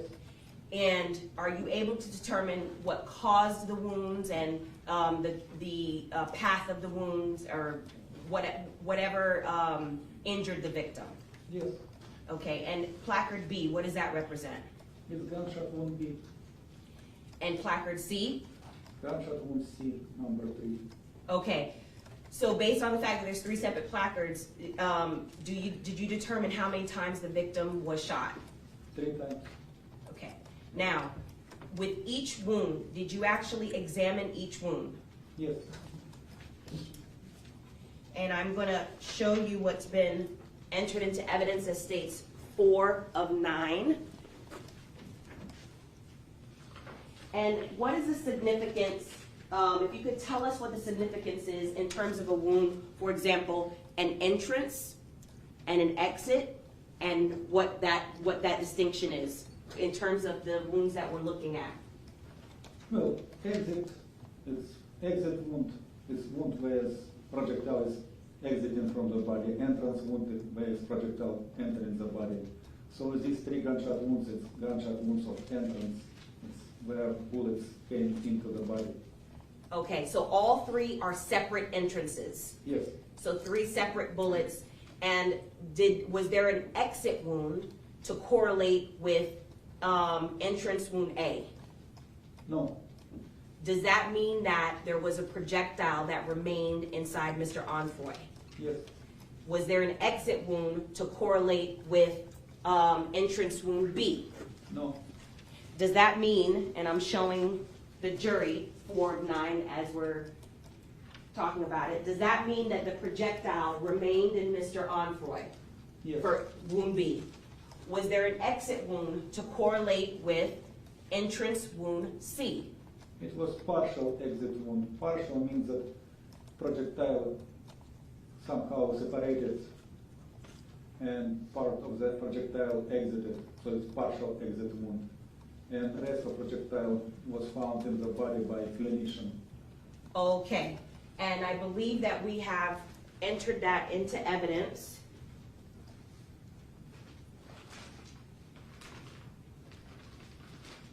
As states 37, I know you didn't collect this, but is this what you're potentially referring to as partially that was found and retrieved by a clinician, meaning an ER doctor?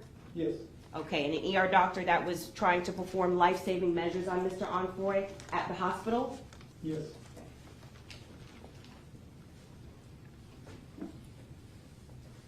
Now let's start, if we could, talking about entrance wound A.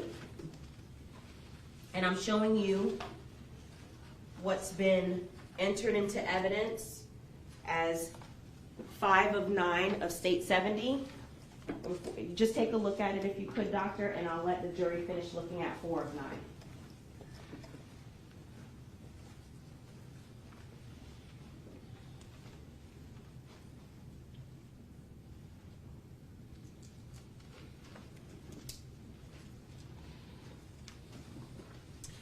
Please tell us what we're looking at in 5 of 9. it's entrance wound A. So it's a close-up of wound A. Yes,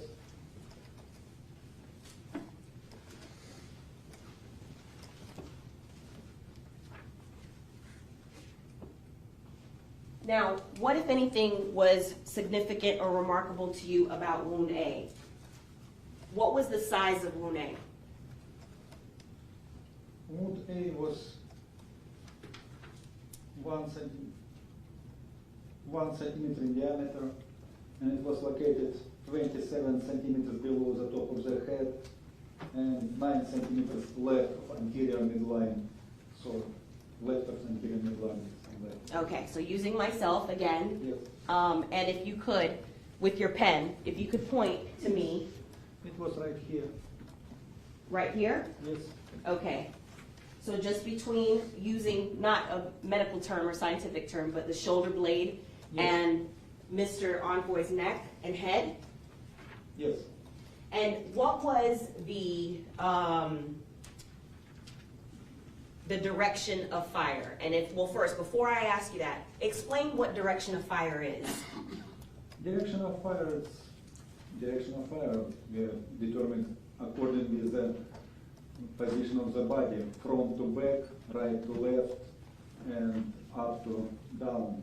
Okay, so for those of us that may have never heard of some of these terms before, using anatomical position again, when you say right to left or left to right, what does that mean on a particular victim? All time it's Starting with wound A. starting from this wound A, it's according to position of the body. So direction of this gunshot wound was from the left to right, of decedent's left to right, back to front, Okay, and downward. okay, so left, coming in from the left side of the victim, so the projectile went from the left side of the victim to the right, Correct. from front to back, and then downward. Is that what you said? No, from back to It's front. from back to front and then downward. Yes, Okay, now, I know that you weren't on scene when this homicide occurred, but does that give you some information and determination of where the muzzle, and I know you can't say shooter because you don't know, but where the muzzle was when the firearm shot the victim for wound A? Yes, muzzle has to be above the decedent and behind him. Above and behind? Yes. Okay, so if, for example, the decedent is sitting in a BMW i8, which is a sports car, in the driver's seat, okay, would that wound A be consistent with a shooter holding a firearm and the shooter is over 6 foot while the victim is seated and the shooter is from the driver's side? Would that be consistent with that wound? Yes, it's consistent. Okay.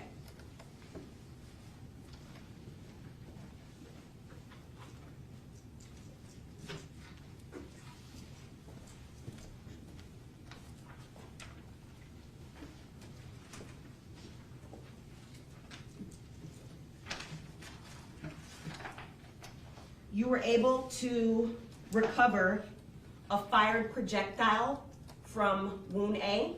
Yes. Okay, I'm going to show you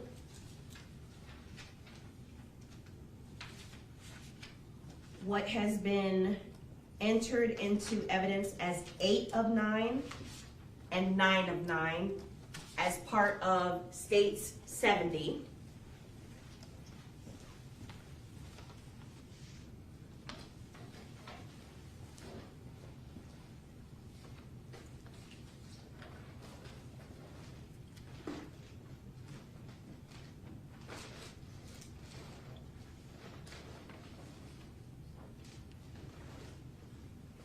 Okay, now as part of, and actually I'm going to ask Ms. Buckley to help me to find the previous entered exhibit regarding, from the medical examiner's office.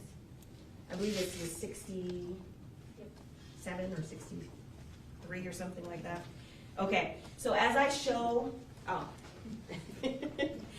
it's always going to be the easiest option. Okay, I'm showing you also, Doctor, what's been entered into evidence as State's 67.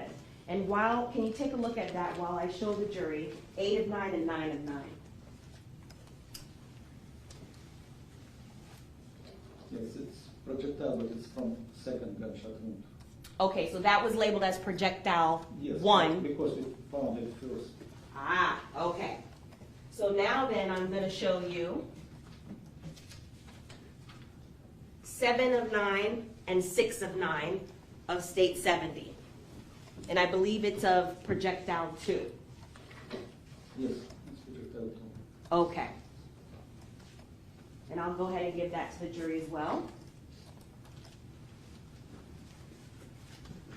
Now, speaking of projectile 2, was projectile 2 what you recovered from Jose Onfroy in the autopsy from wound A? Yes.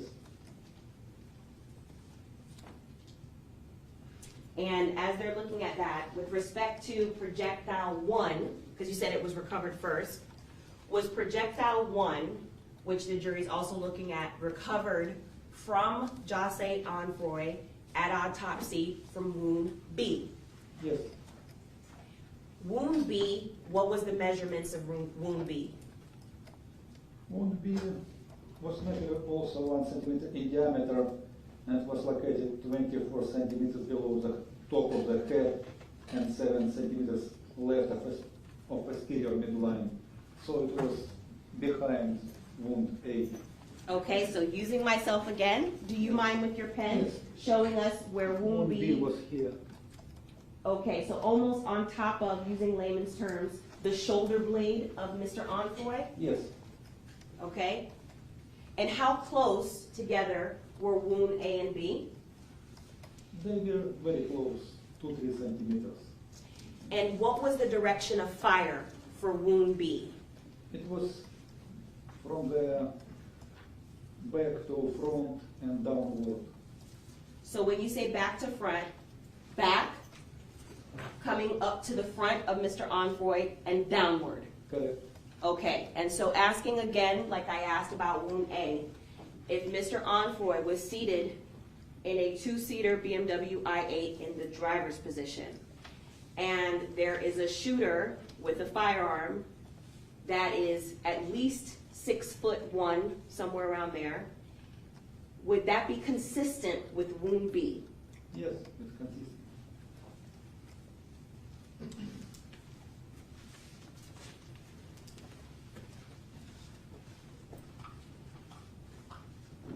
Let's talk about wound C. Where was wound C located in terms of Mr. Onfoy? Wound C was on the left side of the neck. Okay, so same anatomical position, and if you could show us with your pen. It was here, left, just keep your, Oh, sorry, here, on the neck. on the neck. Left Okay, side of the neck. so where my finger is? Yes. Correct. Okay, and what was the measurements for wound C? It was 17 centimeters below the top of the head, and it was 1 centimeter in diameter, and it was located on the lateral midline of the neck. Okay, in layman's terms, essentially right near Mr. Onfoy's head, but in his neck is where he was shot. Correct. Now, asking you about wound C again, or I should say, asking you a similar question for wound C. If the victim is seated in the driver's seat in an i8 BMW, and the shooter is on the driver's side, the shooter is at least 6'1", standing up, would that be consistent with wound C? Yes.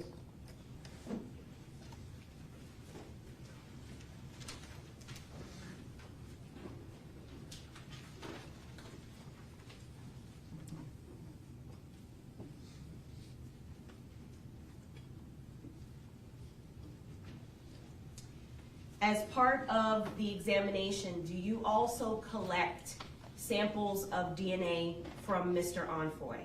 Yes. And as part of those samples, do you collect them for preservation and for them to be later transmitted or transferred to the Broward Sheriff's Office in case it's needed for analysis? Yes. Did you do that in this case? Yes. How about fingerprints? I'm going to show you what's already been entered into evidence as states 68. And you recognize state 68? Yes. How do you recognize state 68? Because it has identification number and name of deceased. Okay. Same identification number that you indicated earlier is unique and identifiable by the medical examiner 18-1808? Yes. And during the autopsy, I know this may sound like a silly question, but you actually rolled Mr. Onfoy's fingerprint in order to collect this, his fingerprints on this card? Yes, our technician did. Okay, it was also preserved as part of the autopsy, correct, by this card? Yes.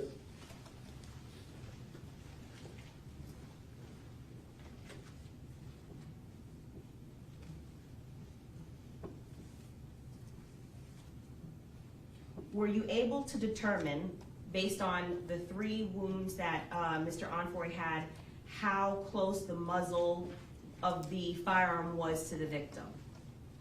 I didn't see no shoot, no stippling. It means that gunshot, muzzle has to be more than 1-2 feet from the body. If it's more close, you can see a stippling on the body or shoot. If it's more far than 1-2 feet, you will not see this evidence. So my assumption is it's not contact gunshot wound. Okay, so I'm going to show you, I'm showing the jury 3 of 9 of state 70, which is a close-up of the wounds, A, B, and C. Yes. Okay? So as the jury's looking at it, can you explain what is stippling? Stippling is tattooing practically.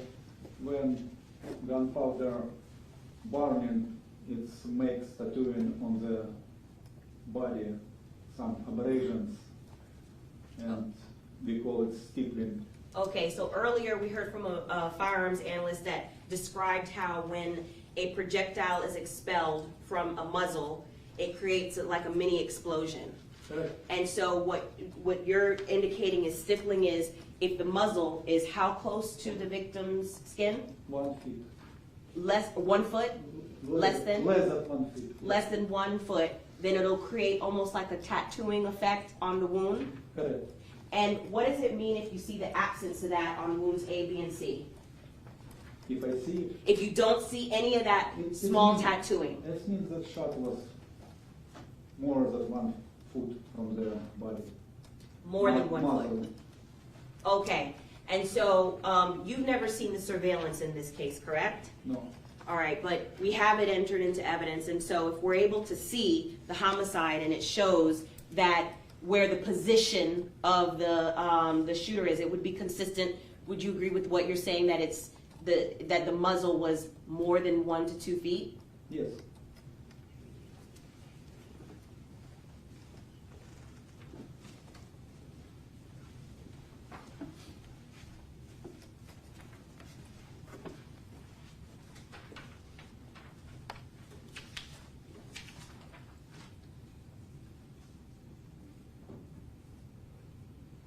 Now, you ultimately made a determination as to cause of death of Mr. Onfroy in this case, correct? Yes. And what was your determination as to the cause of death of Mr. Onfroy? Cause of death is multiple gunshot wounds. And that's from the wounds that you've discussed today? Correct. And what was the manner of death as to Mr. Onfroy? Manner of death is homicide. No further questions. Cross-examine. Dr. Boyko, you took swabs of the decedent's fingernails, correct? Yes. Can you tell the jury how you did that? Yes, we take swabs and to make this, we take swab from each fingernail, and we also take clipping on these nails. Okay, so a swab is just like a... Swab is special swab which we take under the fingernails and make this dry and put for storage. Okay. And you also actually cut the fingernails off, or clip fingernail clippings off from the decedent, correct? Correct. All right. And you provide those to law enforcement, correct? Yes. All right. Is that something that's done in every case, or is it specific to this case? Well, it's done for homicides usually. Usually police require it, so we collect. And then you indicate, I want to make sure that we understand 3 gunshot wounds, correct? Yes. And those 3 gunshot wounds were caused by 3 separate bullets, correct? Yes. Nothing further. Thank you, Judge. Question on behalf of Mr. Moody? No questions. Thank you. On behalf No of Mr. questions, Moody? Judge. No questions. Any read? Very quickly, Judge, with respect to how Mr. Onfroy was transferred to the medical examiner's office, was he already cleaned up and washed up from the hospital? No. Okay, so in what condition did he come into the medical examiner's office?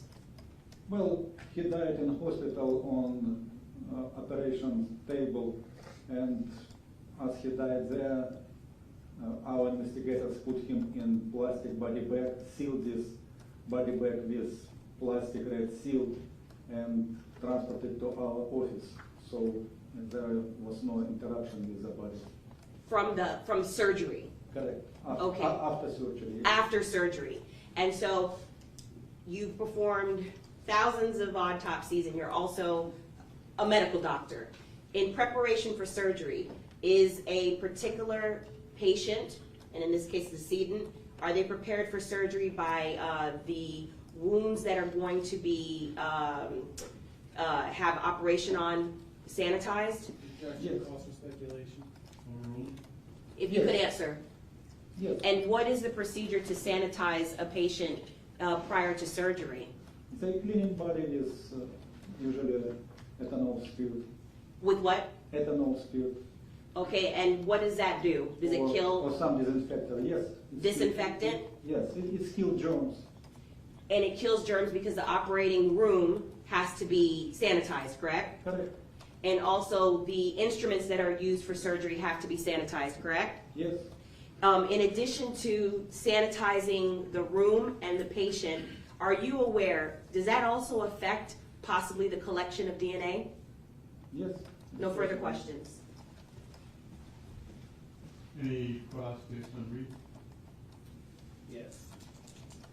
You were not present at the hospital for this individual's surgery, correct? No. You couldn't testify as to what was done at this hospital to try to save this man's life, correct? No. All right, and you couldn't testify as to how quickly the hospital staff tried to save his life, correct? No. Nothing further. Nothing, Your Honor. Thank you, doctor. You're excused.